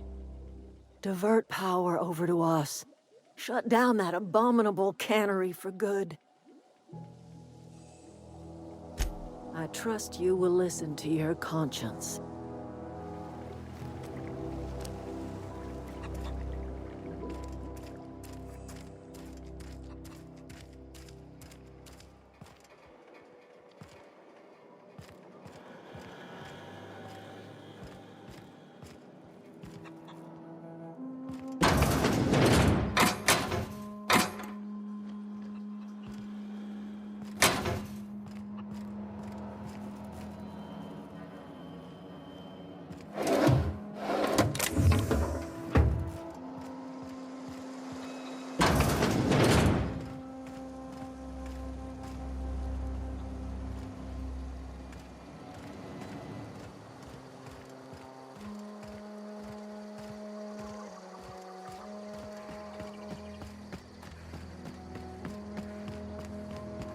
Oh, that's Thomas. He used to follow me around before he left the cannery.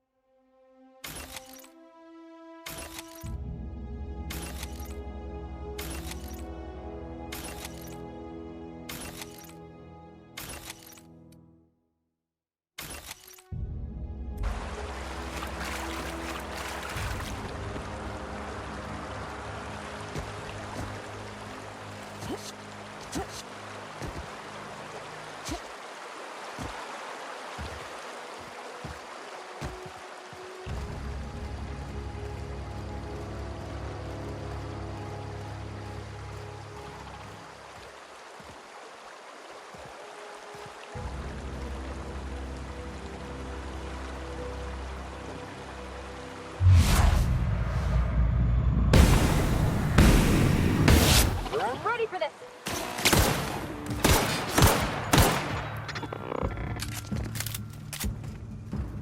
Get past that armor!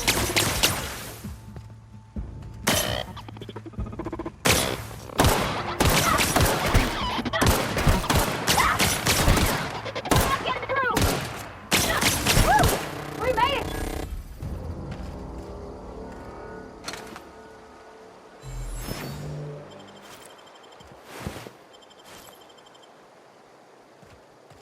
I've always wanted to poke around in here.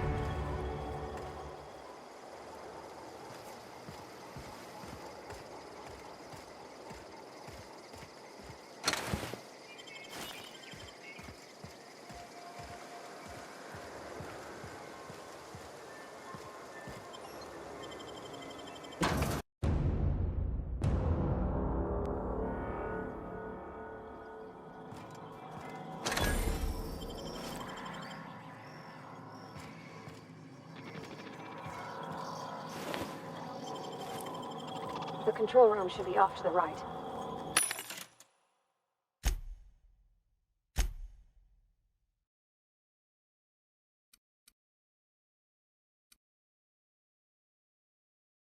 I hope we're doing the right thing.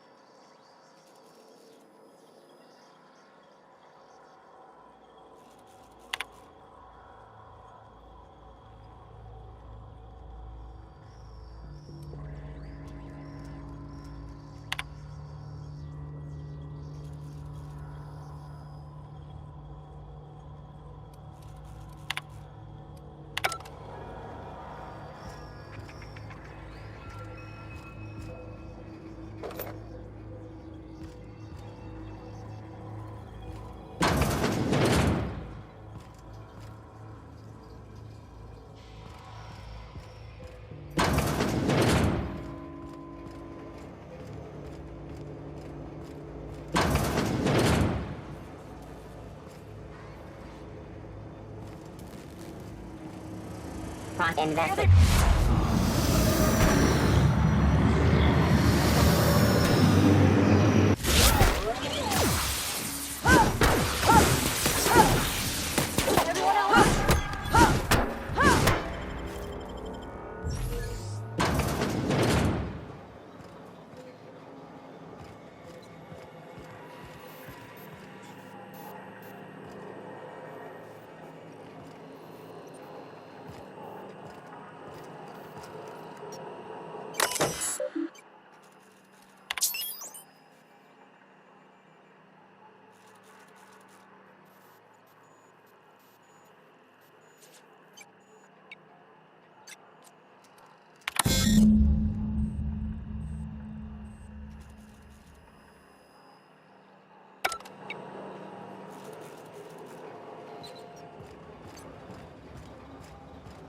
Three switches. That'll be easy enough.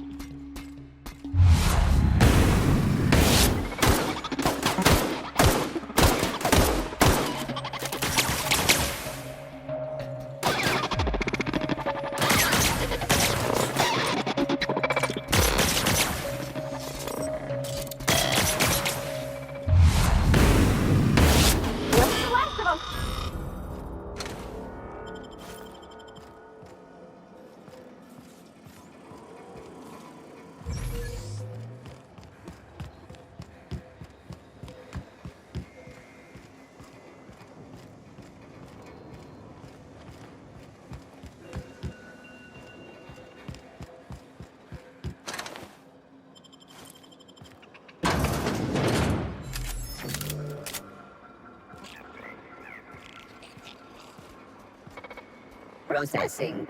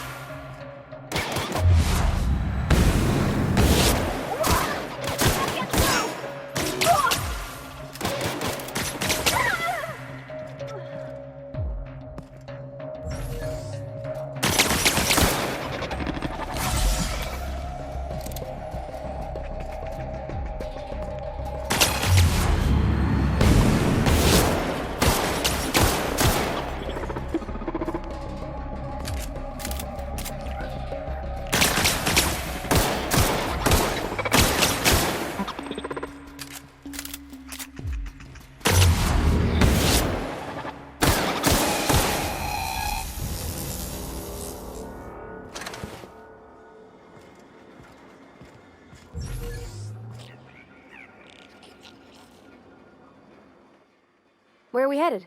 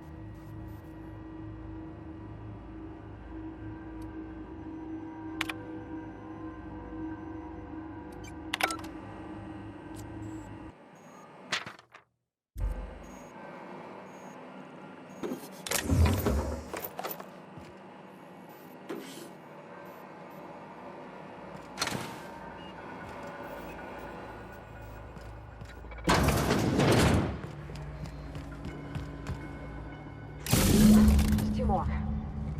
What'll happen to Miss McDevitt's folk if we send power to the Vale?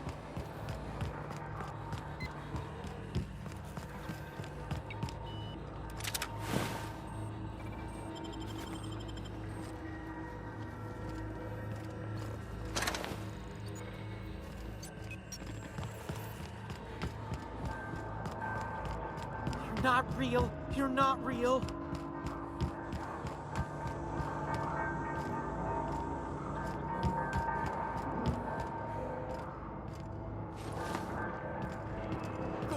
Phantom?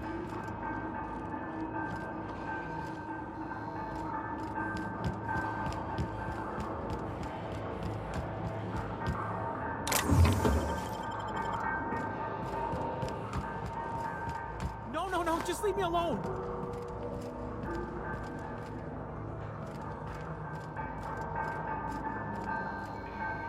You're not real. You're not real. Get away from me, Phantom. Shoot, scram!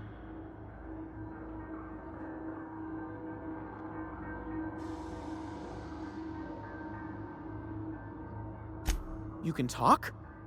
The Phantom's never talked before. Oh, I knew I shouldn't have eaten that sprat raw. See, Higgins? This is why you must always boil your sprats before ingesting.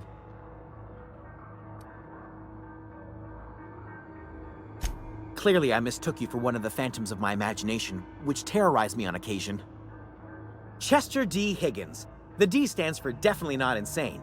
I use it as a reminder. Hard to say. By my reckoning, Higgins has been here somewhere between 2 weeks and forever. My recollection's a touch fuzzy these days. Oh, Higgins has been many things over the years. Sprat Wrangler, Saltuna Critic, Aetherwave Personality, Chairman of the Board, Galactic Defender, Sisty Pig Tycoon. I've come a long way for someone who started off as a simple engineer right here in this plant. I specialized in automechanicals, drones, sentries, repaired them, maintained, upgraded, did it all from my old workroom just over in the next section. Look, I don't want to fall into any trouble with the mechanicals. If they wise up to our plans, they will come for us with prodding irons. You know, you remind me of myself back when I was an intergalactic adventurer. I discovered a flaw. Their hostility levels were hardwired to maximum. There's no changing that, but you could rewrite their targeting protocol so they attack each other instead. Yes, that's exactly it. I see you're also versed in the noble art of mechanical engineering. There's a behavior control terminal in the other room. It should have options to change how the mechanicals act, including whom they shoot at. Oh, that reminds me. You'll need my passcode to access the behavior control terminal. Here, let me just write it down for you. Funny thing, I was working on a logic module just before the mayhem started. Security chief found me and confiscated the logic module. The tail. Definitely start with the tail. If you're feeling adventurous, the ears are a particular delicacy. Jimmy'd opened the vending machines. That lasted a good couple of months. Eventually, I had to resort to more unconventional means of filling my insides. Braised. Boiled, charred, skewered. Sprats are good eating, friend. Chock full of brain food. I specialized in automechanicals, drones, sentries. Repaired them, maintained, upgraded. Did it all from my old workroom just over in the next section.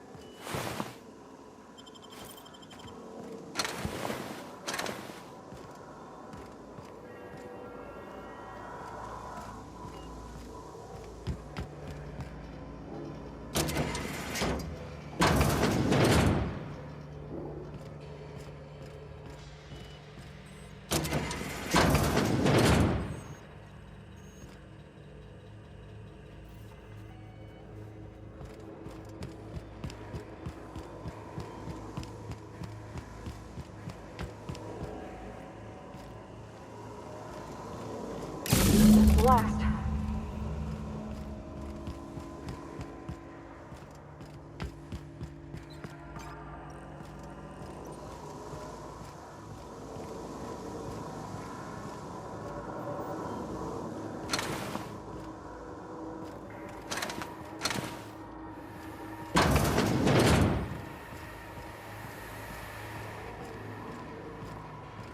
Mind the steam. You're liable to get scalded.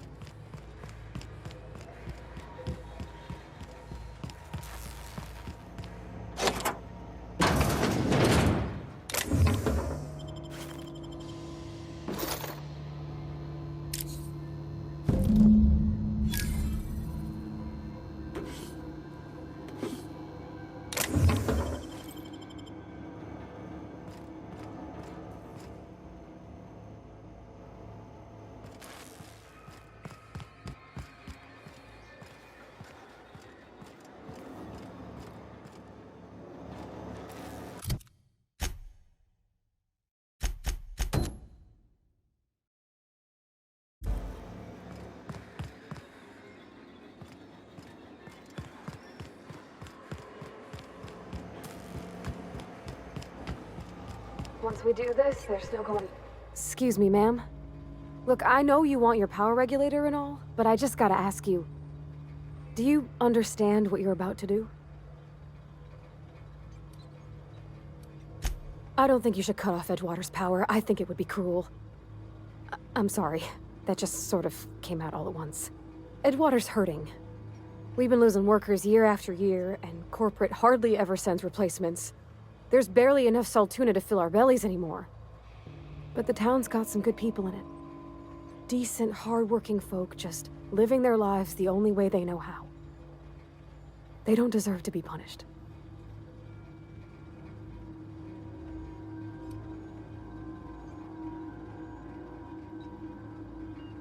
That sure sounds like Mr. Thompson. If he was standing here, I imagine he'd remind us of how we're all one big, happy Spacer's Choice family. In Mr. Thompson's eyes, those deserters are still part of the Spacer's Choice family. The family must work together in order to survive. I hate to say it, but I think Mr. Thompson's got a point. Unless those deserters come back, Edgewater's as good as dead. Cutting off their power might be the only way.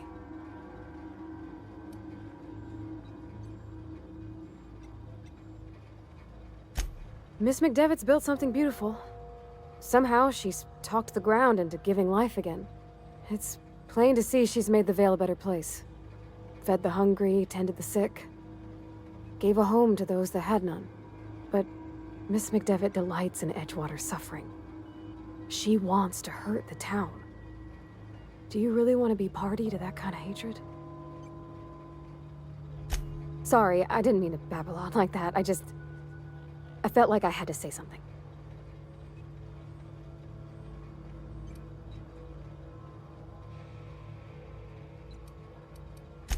Really?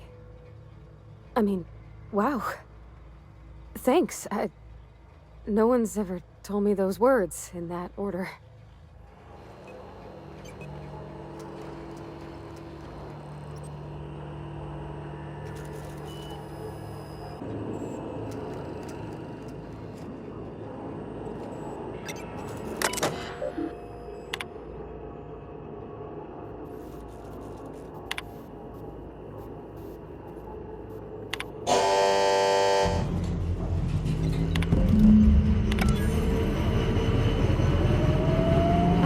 Brightest thing you could, sending the power back to Edgewater. A lot of people would have suffered otherwise. People I care for, even if they care much for me.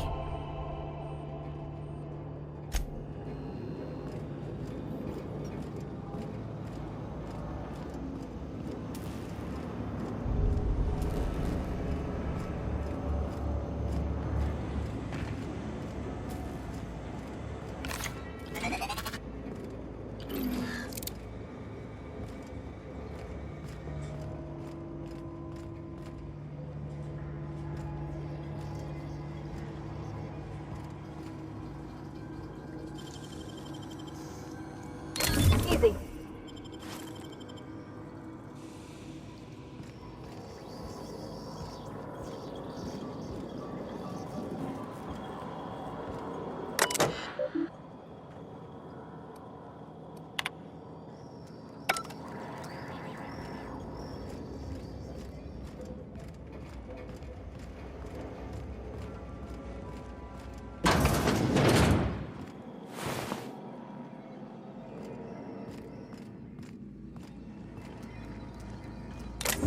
Okay, keep it quiet.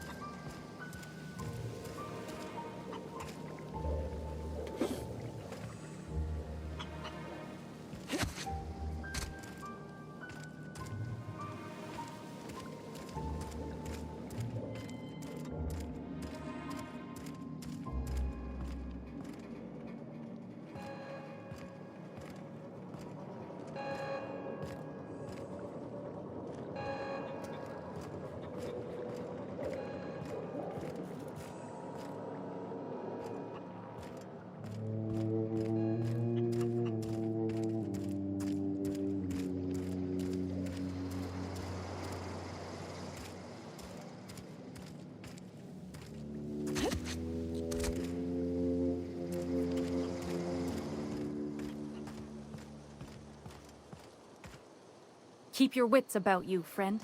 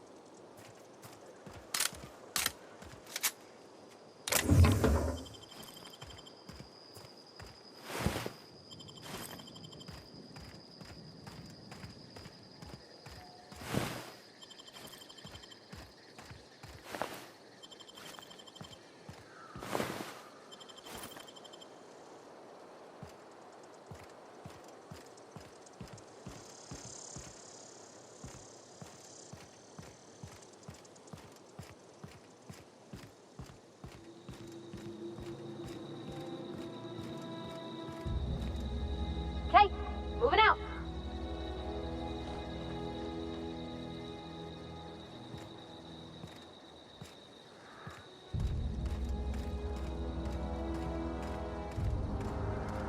Sure, on my way.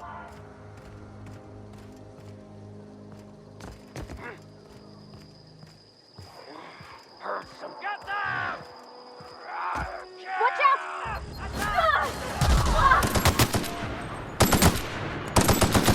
Nice one! I see it now!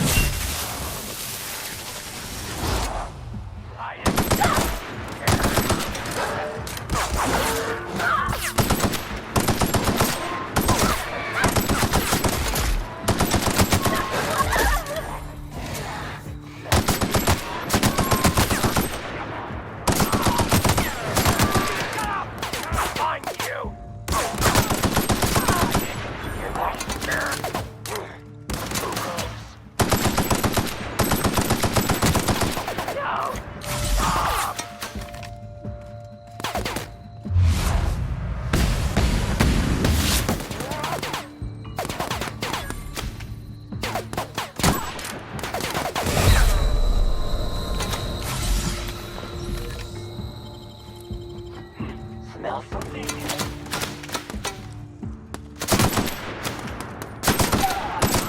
What's that noise?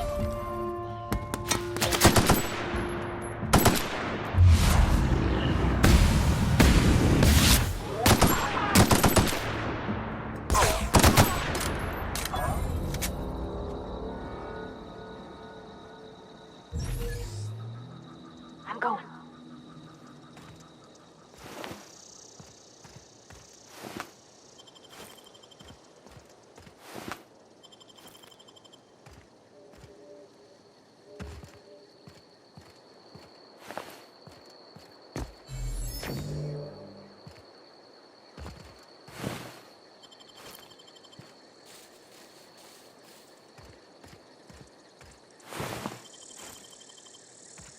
I don't know anybody who ever came out this far.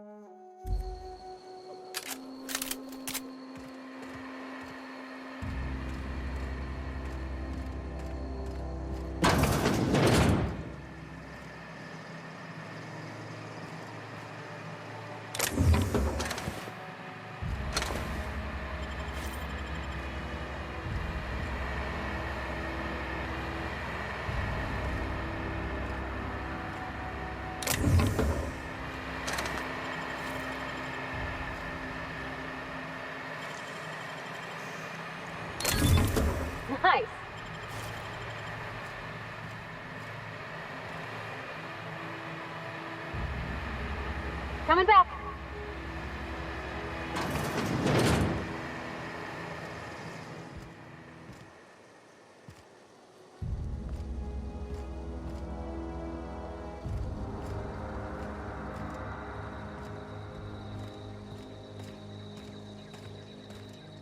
Wow, you crossed them all off, like some sort of heroic accountant running down a list. Teach me your ways.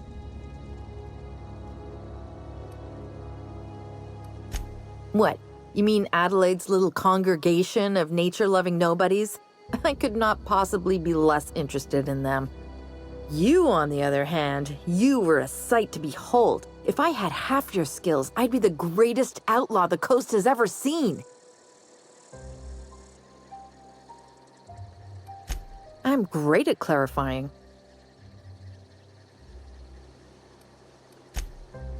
No. I insinuated myself into their company, see? And they didn't seem to mind one whit. I got kicked out of Edgewater on account of falling sick with plague and stealing some medicine to treat myself. I'd heard some outlaws set up camp in the botanical labs. I decided to throw in with them, seeing as I always wanted to be an outlaw myself. Instead, what do I find but a bunch of former workers camped out around a greenhouse? I couldn't just go back to the cannery, so I was stuck with them. I've got all the time in Halcyon. Why? Adelaide wants me back on garden duty or something? Thanks, but I'm not going anywhere. This is where I belong.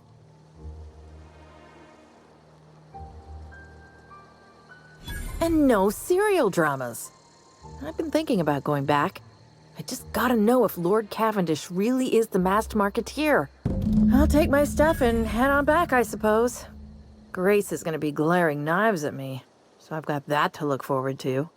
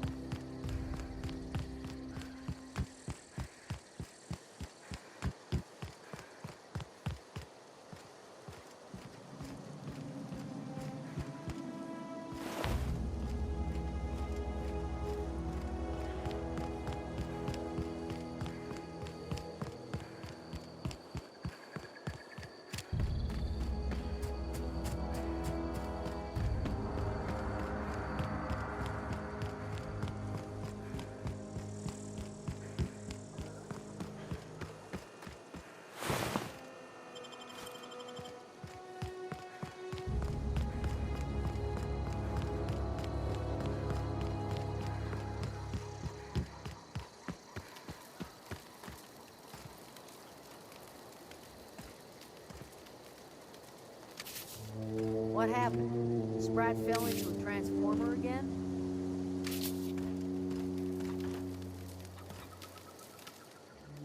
Marauders can't see us in the dark.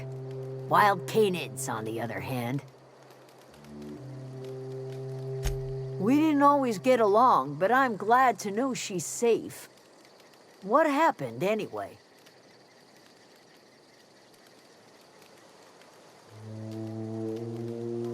You pretty much did my job for me. Least I could do is pay you for your trouble.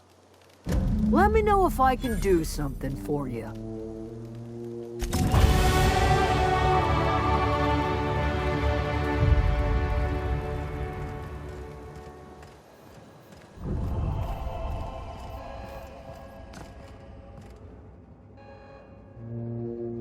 That's the thing about growing old.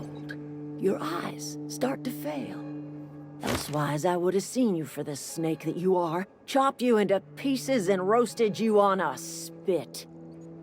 This is all you're doing. Cutting off my power, killing off my garden. Without refrigeration, my food will spoil, and my flock will starve.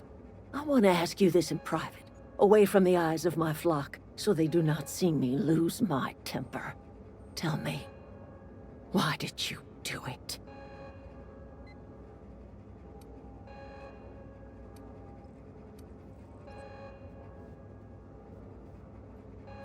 You killed my garden, destroyed my community, sentenced my flock to a lifetime of slavery in Edgewater for a power regulator.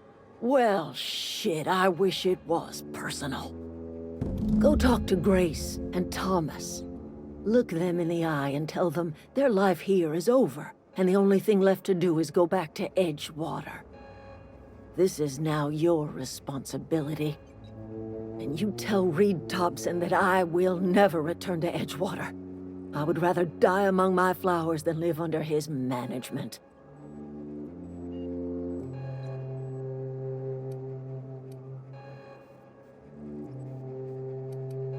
You offering to cross Reed off, huh? This some sort of twisted reparation for what you've done? Or you just looking for a chance to sow some chaos?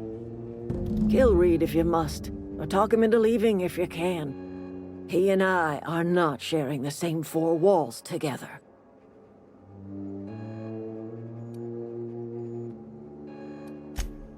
Tell Reed that I can make his people healthy again.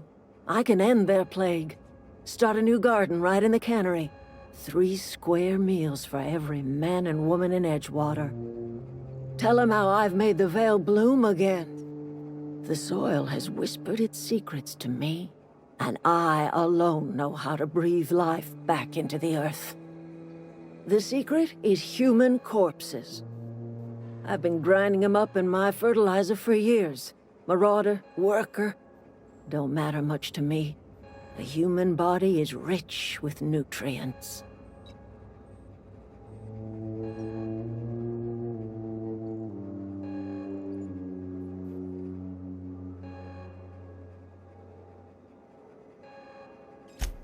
I have got a means to cure the plague, and I will not share that cure until Reed leaves town. Those are my terms.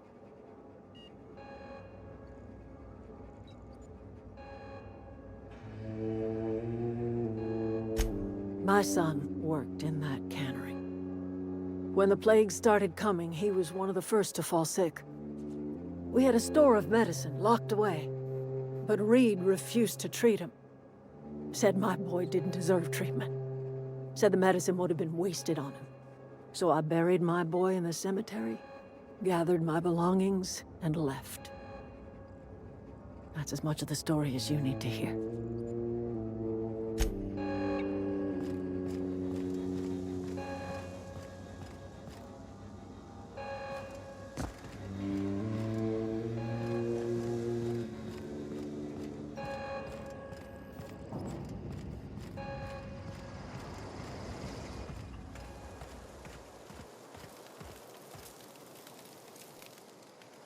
Everybody keeps staring at me. It's not my fault the power's dead.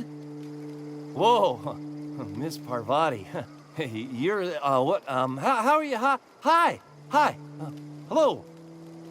Are you, are things safe out here? How are you keeping? Great, just great. I've been trying to keep stuff running, just like you. Only I'm not so... Wait, they didn't kick you out, did they? Oh gosh, no. I'm just along with this lady here. I seen you wandering around here. You don't look like you're coming from town. Well, what I meant was you're reasonably well armed and don't look stricken with plague. Sorry, I just wasn't sure if you were from town or if you were one of us. Something's been chewing at me, you see. Fact is, I've been, well, lying. To everybody here. Camp thinks I'm a mechanical genius, but I couldn't fix a busted chair. I'll take all the help I can get. I set my mind to learning the craft of the engineer, you see. I want to make something of myself. You ever heard of the Young Spacer's Guide to Mechanical Engineering? Comes in a set of 3. If I had my hands on one of those data pads, I could teach myself the ins and outs. Those are good. My dad kept a copy with him when he was working in the cannery. I know the old community center kept a copy. Should find another one back in town. If you could find me even one of those pads, I'd be greatly obliged.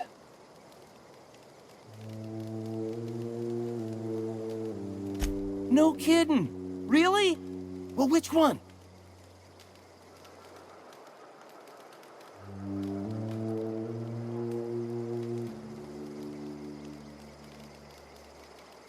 Look at that! Building a computing machine out of Spectrum potatoes, a primer. I'm just glad it survived all these years. I appreciate you going through all that trouble.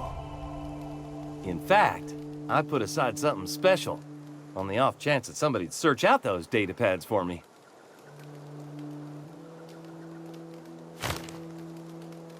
Well, don't keep me in suspense.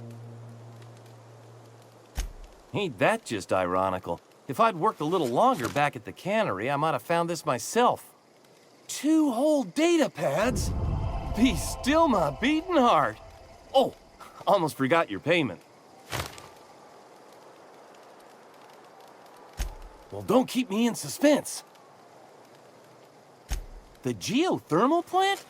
Now that is just incredible. You really went exploring down there? Adelaide always told us it was swarming with hostile mechanicals. That's a complete set. All 3 parts. I'm gonna be the greatest engineer Halcyon's ever seen. Aside from you, Ms. Parvati, I swear, I'll do you proud.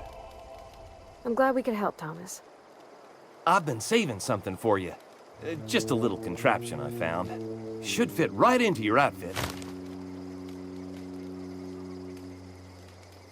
I've been thinking about going back. I'm not much use to anybody here. I get sick thinking about working at the cannery. I can't do that again.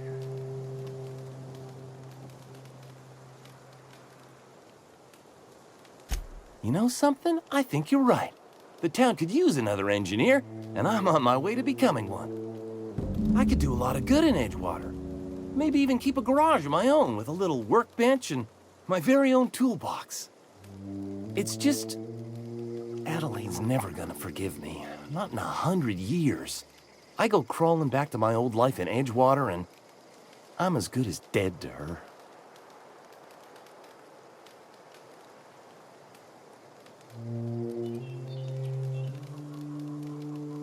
You know where to find me.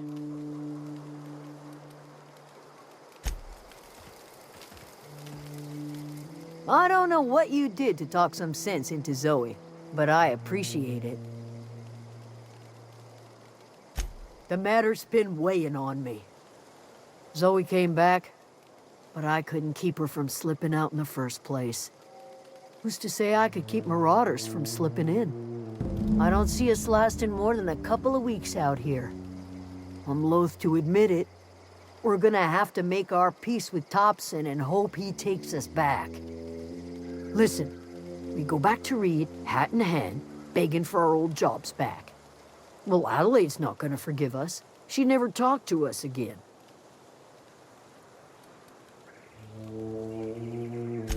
Sure. Suit yourself. I'll be here.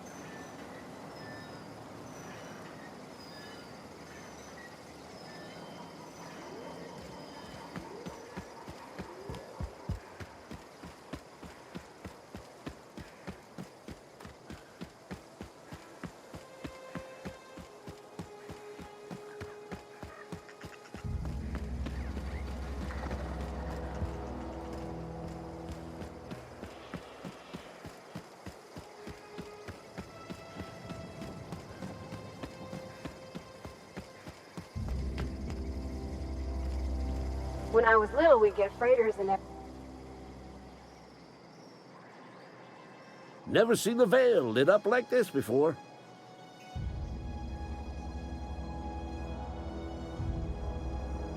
Bang up work, soldier.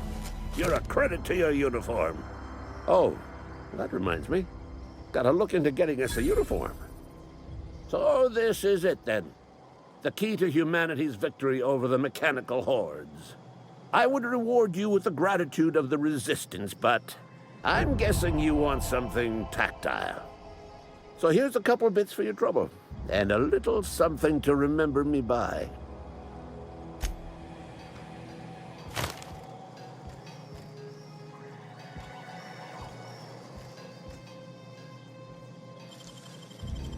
Easy.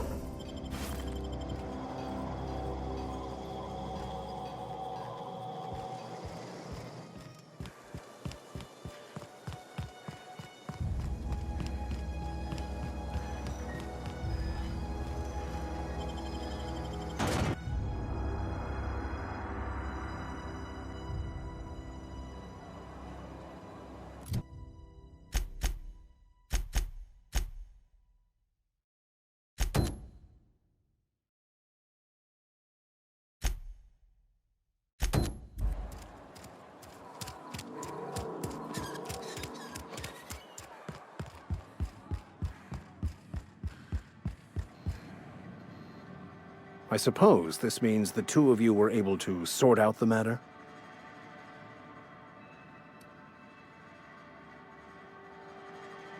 There's little point in second-guessing now. Take comfort in the fact that your choices are always, ultimately, in line with the grand plan.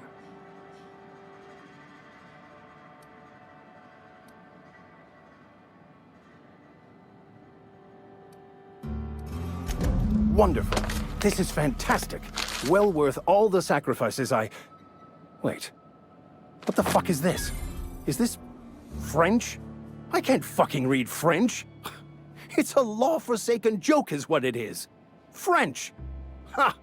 I was so high and mighty, preaching to the yokels about following the plan, while fighting it at every turn.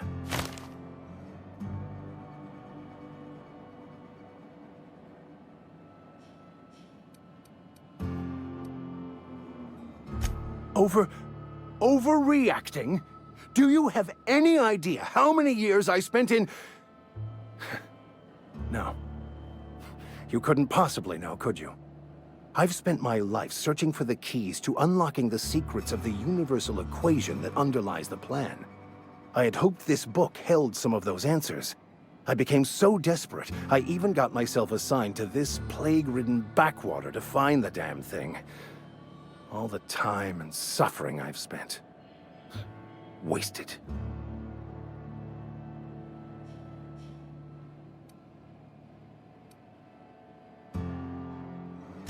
Yes. You're right. Such are the workings of the equation. And I've only my own hubris to blame. I certainly never planned for this contingency. But that's neither here nor there.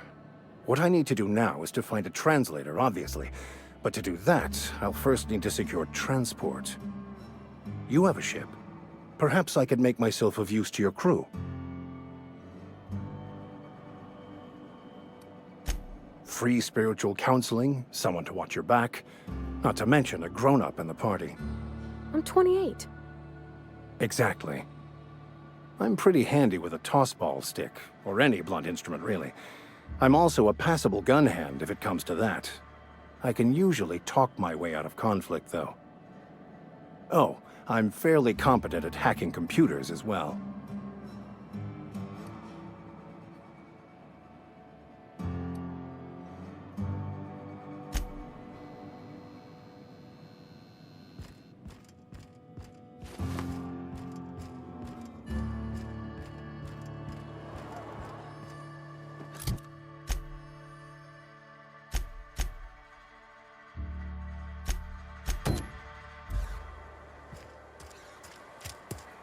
You think corporate's ever gonna visit?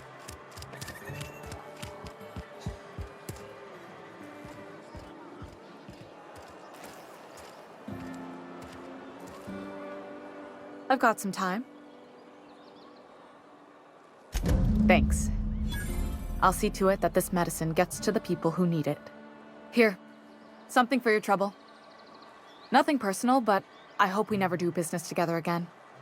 Don't want to make a habit of consorting with smuggler types.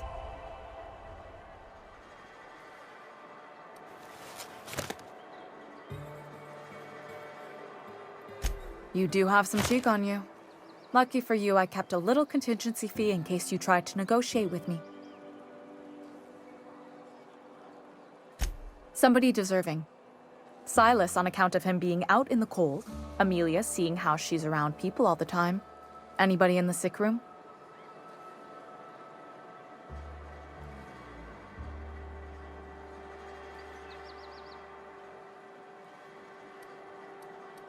Oh, I'm an actuary. That means I keep tabs on a worker's living expenses. How much it costs to feed, clothe, shelter, bury, and replace your average human worker. Technically, I'm employed by the Spacer's Choice Department of Human Resources.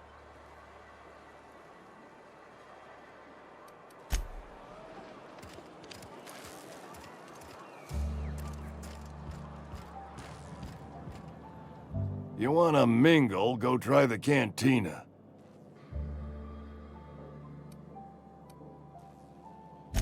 You what? But why? I was dependent on you. Does it feel good?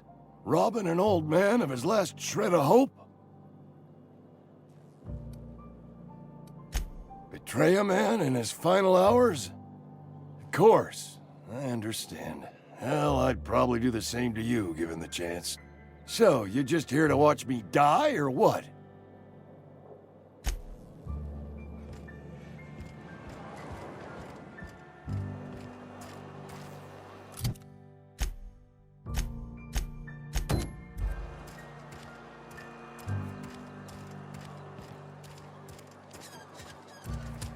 Another day at the cannery.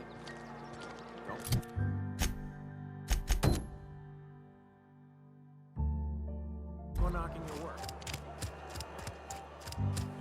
You think corporate's ever gonna visit?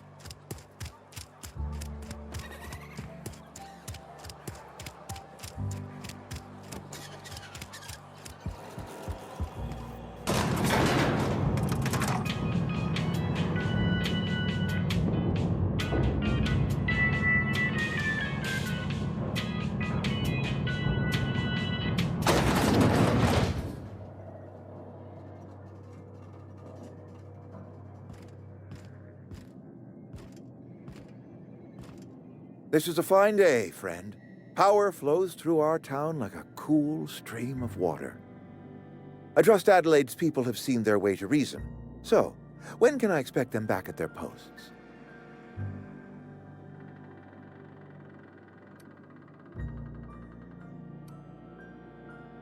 Go ahead.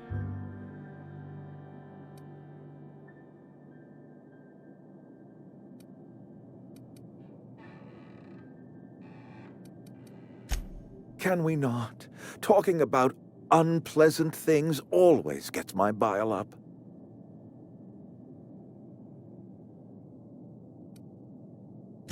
That I cannot say.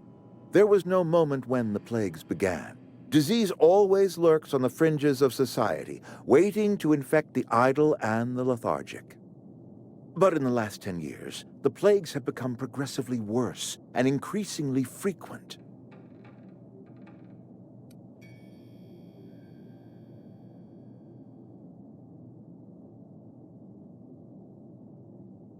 Let me tell you what I plan on telling the Spacer's Choice Inspector next time he lands his fancy ship here and takes a look around. I believe plague is a test. It is a test of our loyalty and our fortitude, and it is one we will see through to the end.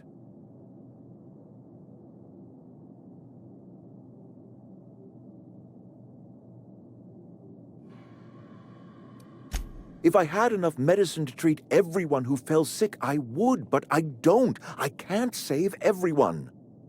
So I have to choose.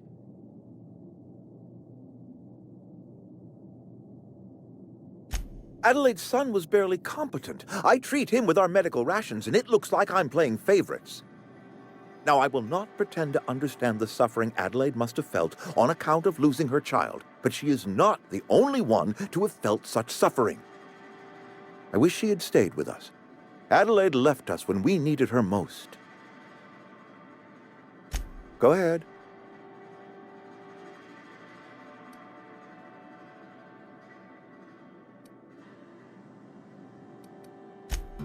It is my job to keep two eyes on my town. I am the steward of this place, and this is my watch post.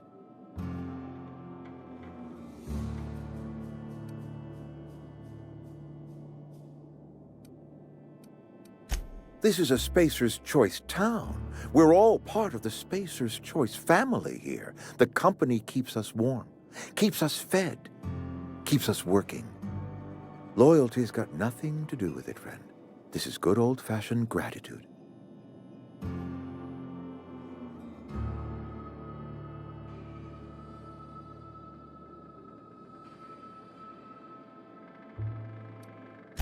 I'm trying to remember 25 years, 26. When you get to my age, the years just rush by. You stop counting altogether. I remember looking out this window and seeing the veils spread out from horizon to horizon. We were a sprawling town. We were booming. Times change, people change, but the veil will always be here. Spacer's Choice will always be here. Our work won't ever end. I take comfort in that.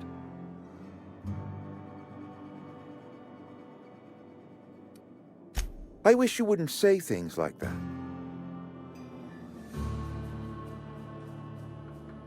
Yes, as a matter of fact.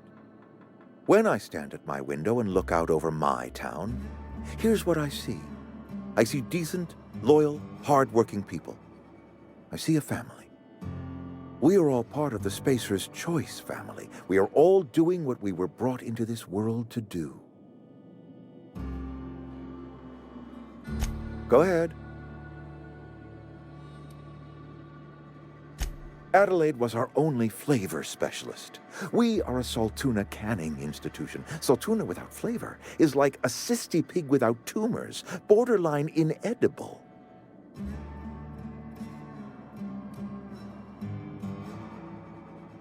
Were it up to me, friend, I'd stack our larders with Saltuna galore. No other brand of Saltuna adds as much vim or vigor to the body's humors. But, and this is something we must keep between the two of us, Saltuna is hard to come by, what with being a species indigenous to the seas of another world.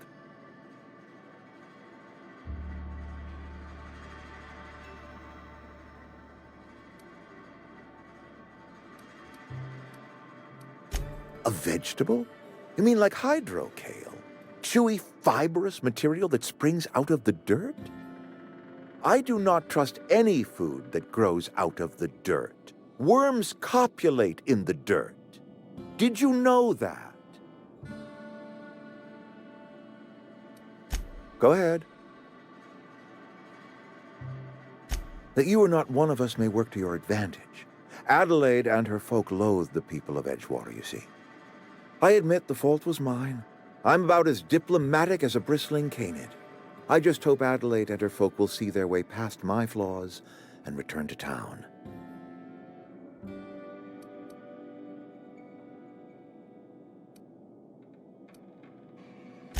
Nature is uglier. There is safety here. Safety and purpose. But not all of us see that, and I cannot force that vision upon them. Yes, we have lost good workers to desertion. We have lost even more to plague. But it is why we must square our shoulders and carry on. Losing Adelaide was the hardest. She was our only flavor specialist. When she walked away, I knew we were in trouble. Spacer's Choice Salt Tuna is renowned across the system for its quality flavors and additives. We used to sell citrus-flavored salt tuna in our heyday. Ever since Adelaide left, we have been reduced to selling unflavored and spearmint. Go ahead.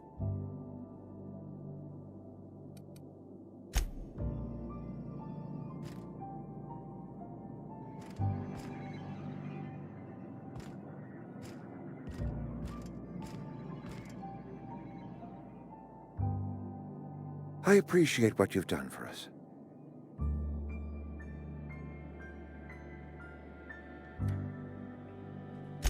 I expected as much.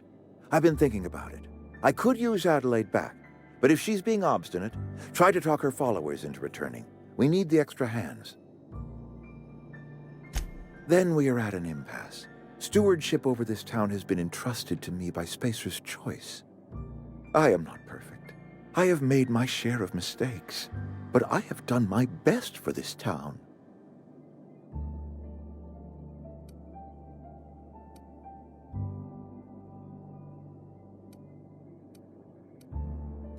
Her son got sick with plague a couple years back. Company never gave us enough medication to treat the whole town. So I had to choose, you see. Adelaide's child or someone else's. She's never forgiven me. I don't expect she ever will.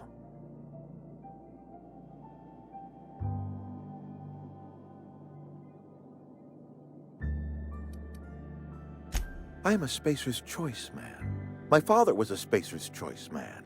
Edgewater may not look like much to some buttoned-up freelancer, but it is my home.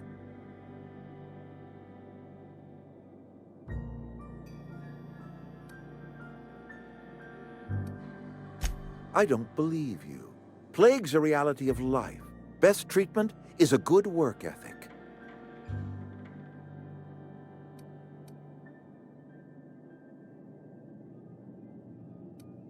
The very notion is just grotesque. A raw vegetable? Why don't you just ask me to go chew the bark off of a tree? We are a Spacer's Choice salt tuna cannery. We eat salt tuna here, and only salt tuna.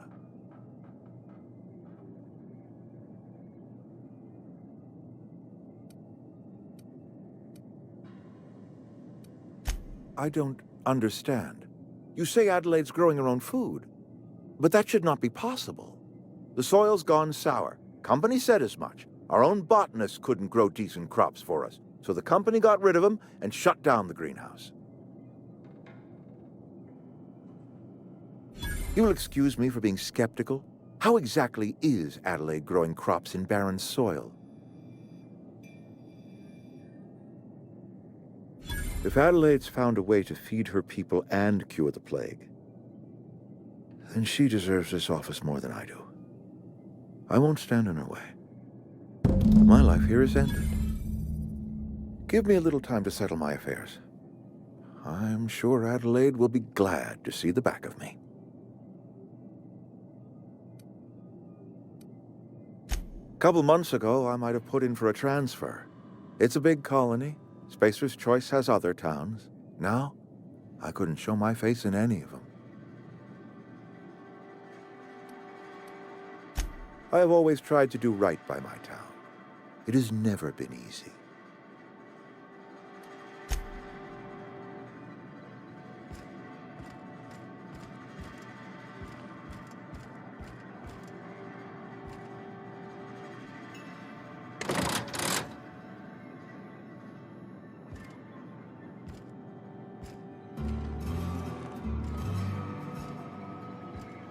you're safer inside the walls.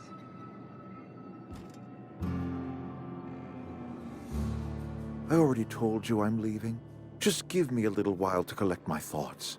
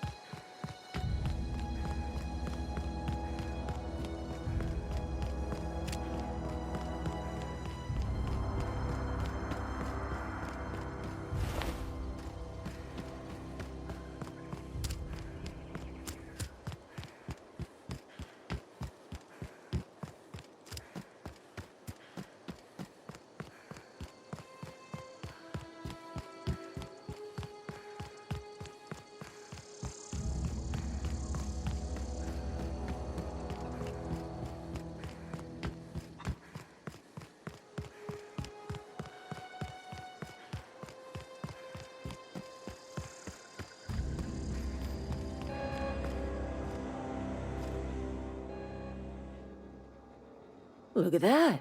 The snake's come back. I never thought I'd see the day that Reed Thompson abandoned his post.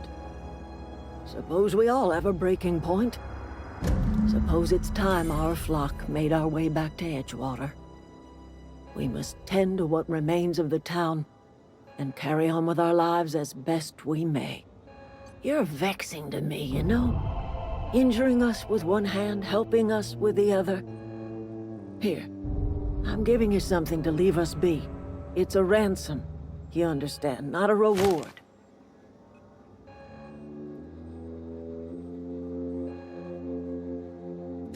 You're telling me you did all this just to put me in charge of Edgewater? Stranger, you are some kind of twisted. I might turn that old cannery into a garden.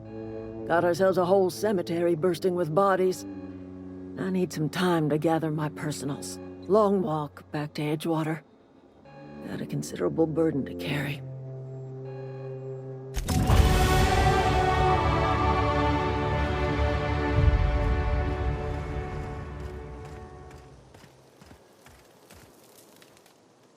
Sorry, I'm just trying to figure out what to do is all. Adelaide said that? Was she sober at the time? I never imagined she'd step foot in Edgewater long as Reed ran the town. Something must have changed in Edgewater. Adelaide's good as family. If she's going back, so are we. What's on your mind?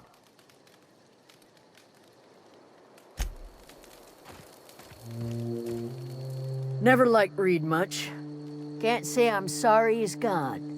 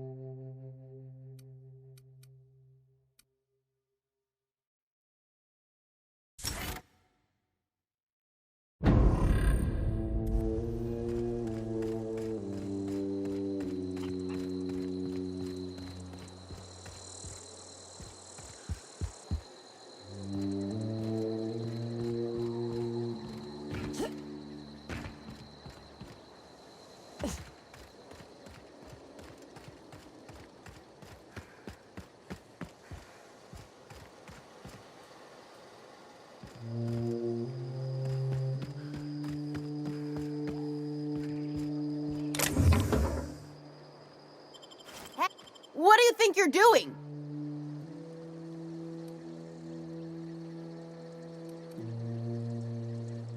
Carry on.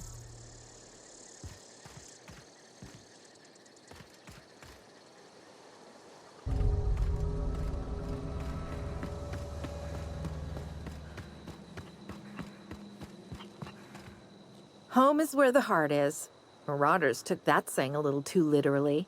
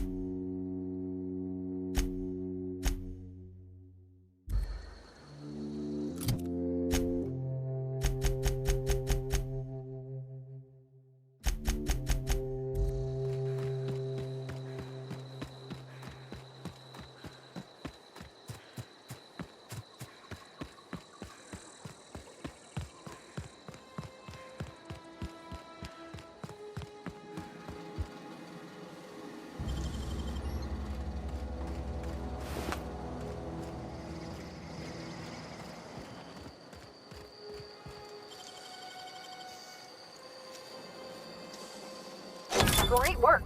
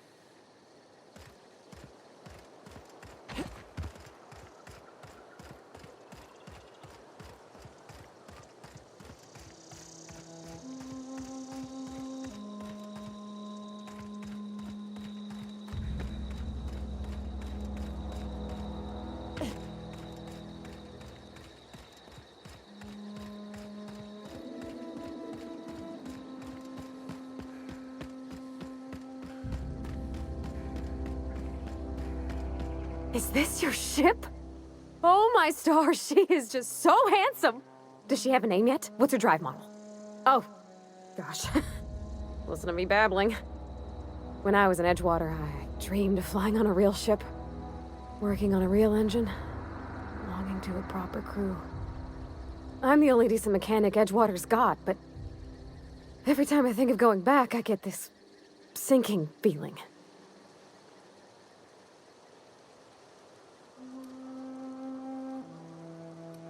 Well, it's kind of you to say that. And you're right. I wasn't happy. I want to ask you something, and you can say no. But can I come with you? I could tend to your engine. I know my G-valves from my catalyzers, and I can keep your ship singing. And if you ever need a pair of eyes watching your back, I can do that too. What do you think?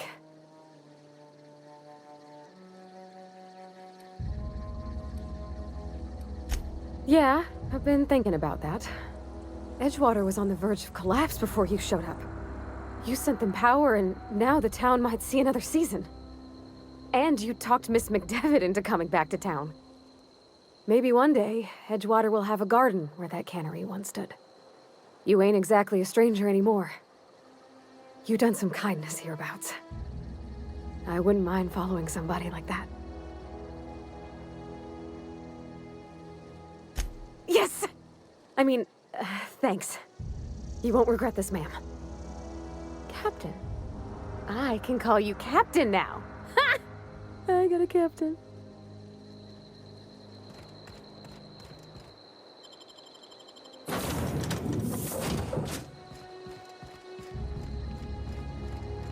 Captain, I have detected that Edgewater's power supply is now optimal. I applaud your willingness to invest your time in the local community. What can I do for you, Captain? Do you know how to install a power regulator? Outstanding, Captain. Your aptitude for engineering will prove invaluable in the event of another catastrophic engine failure. Our engine room is located behind you, across the cargo bay, up the ladders.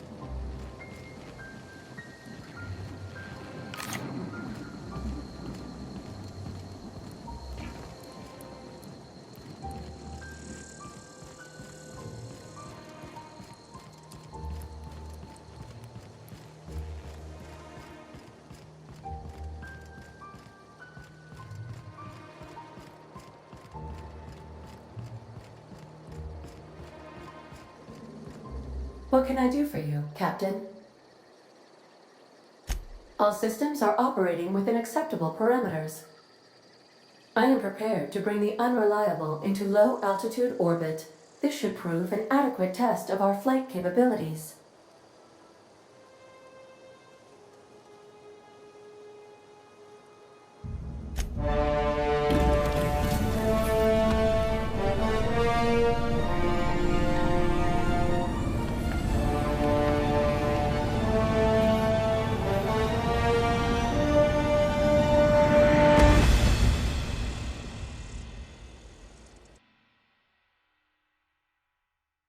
We have received a communication request from Dr. Phineas Wells. Aha, there you are, hale and hearty, and captain of your own ship. I see you're putting the unreliable to good use. Shame about her former captain, horrible way to die. How are you feeling, by the way? I lost track of you in that cave back there. Experiencing any, unnatural drippage? Perfectly normal side effect of thawing, I assure you.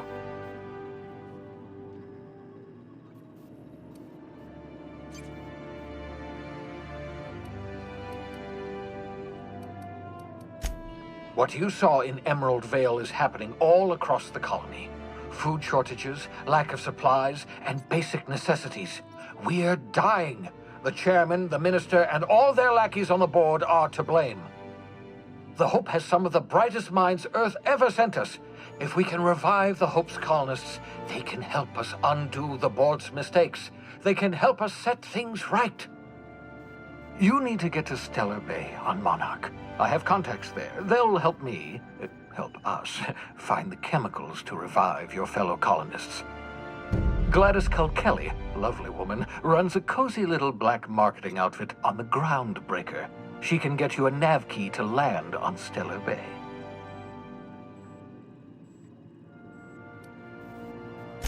Strictly speaking, Monarch is a moon, terraformed badly, and almost completely lawless. You'll love it. Captains don't fly their own ships, you see. Your navigation terminal handles the, navigation. Think of a nav key as a set of flight instructions. The board's been confiscating nav keys for Stellar Bay, so we must rely on unconventional means of acquisition. Hence, Miss Gladys Culkelly.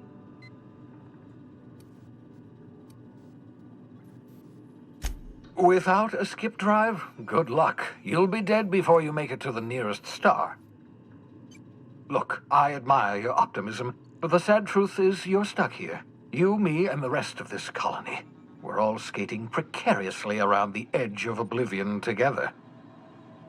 None of us are leaving Halcyon alive, so we may as well make it a better place, and we can start by reviving the Hope.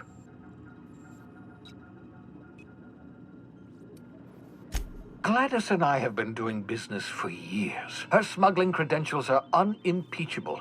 If anyone can get you a key to Monarch, it's her.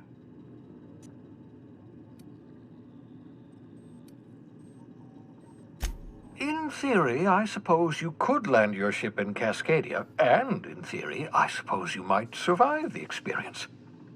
Cascadia is utterly seething with dangerous, highly aggressive creatures more than capable of tearing you limb from limb.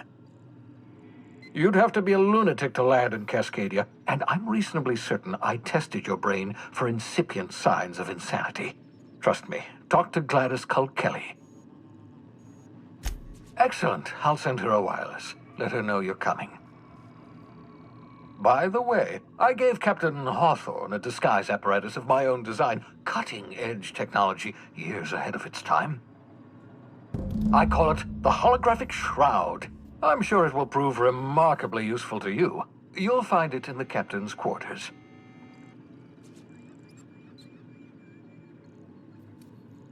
Marvelous device. I'm quite proud of myself.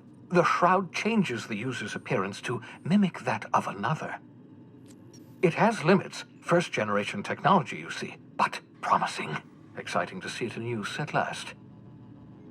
Very simply, the holographic shroud uses biometric information contained on standard identity cartridges to generate a holographic projection around you.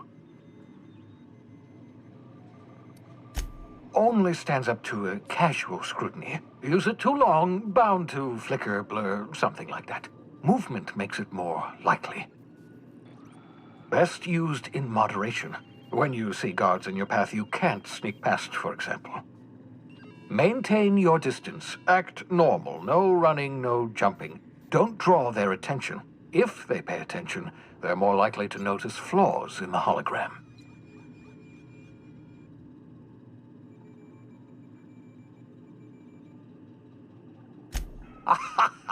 A change of clothes. What is this? Some old spy serial? What inattentive and brainless guard would be fooled by such a shabby disguise? The holographic shroud masks not only your clothes, but your face and fingerprints. It modulates your voice and sweetens your breath. Science, that's how. Excellent. I'll contact you once you've found a way to get to Stellar Bay. If you have any questions, come see me in my lab. And remember, don't trust the board. They'll try to win you over with promises of wealth and power, but it's a lie. The board's only interested in filling their own pockets. If we don't put a stop to them, they're going to run this colony to the ground. Transmission ended. If you are ready to depart, please select a destination on your navigation terminal.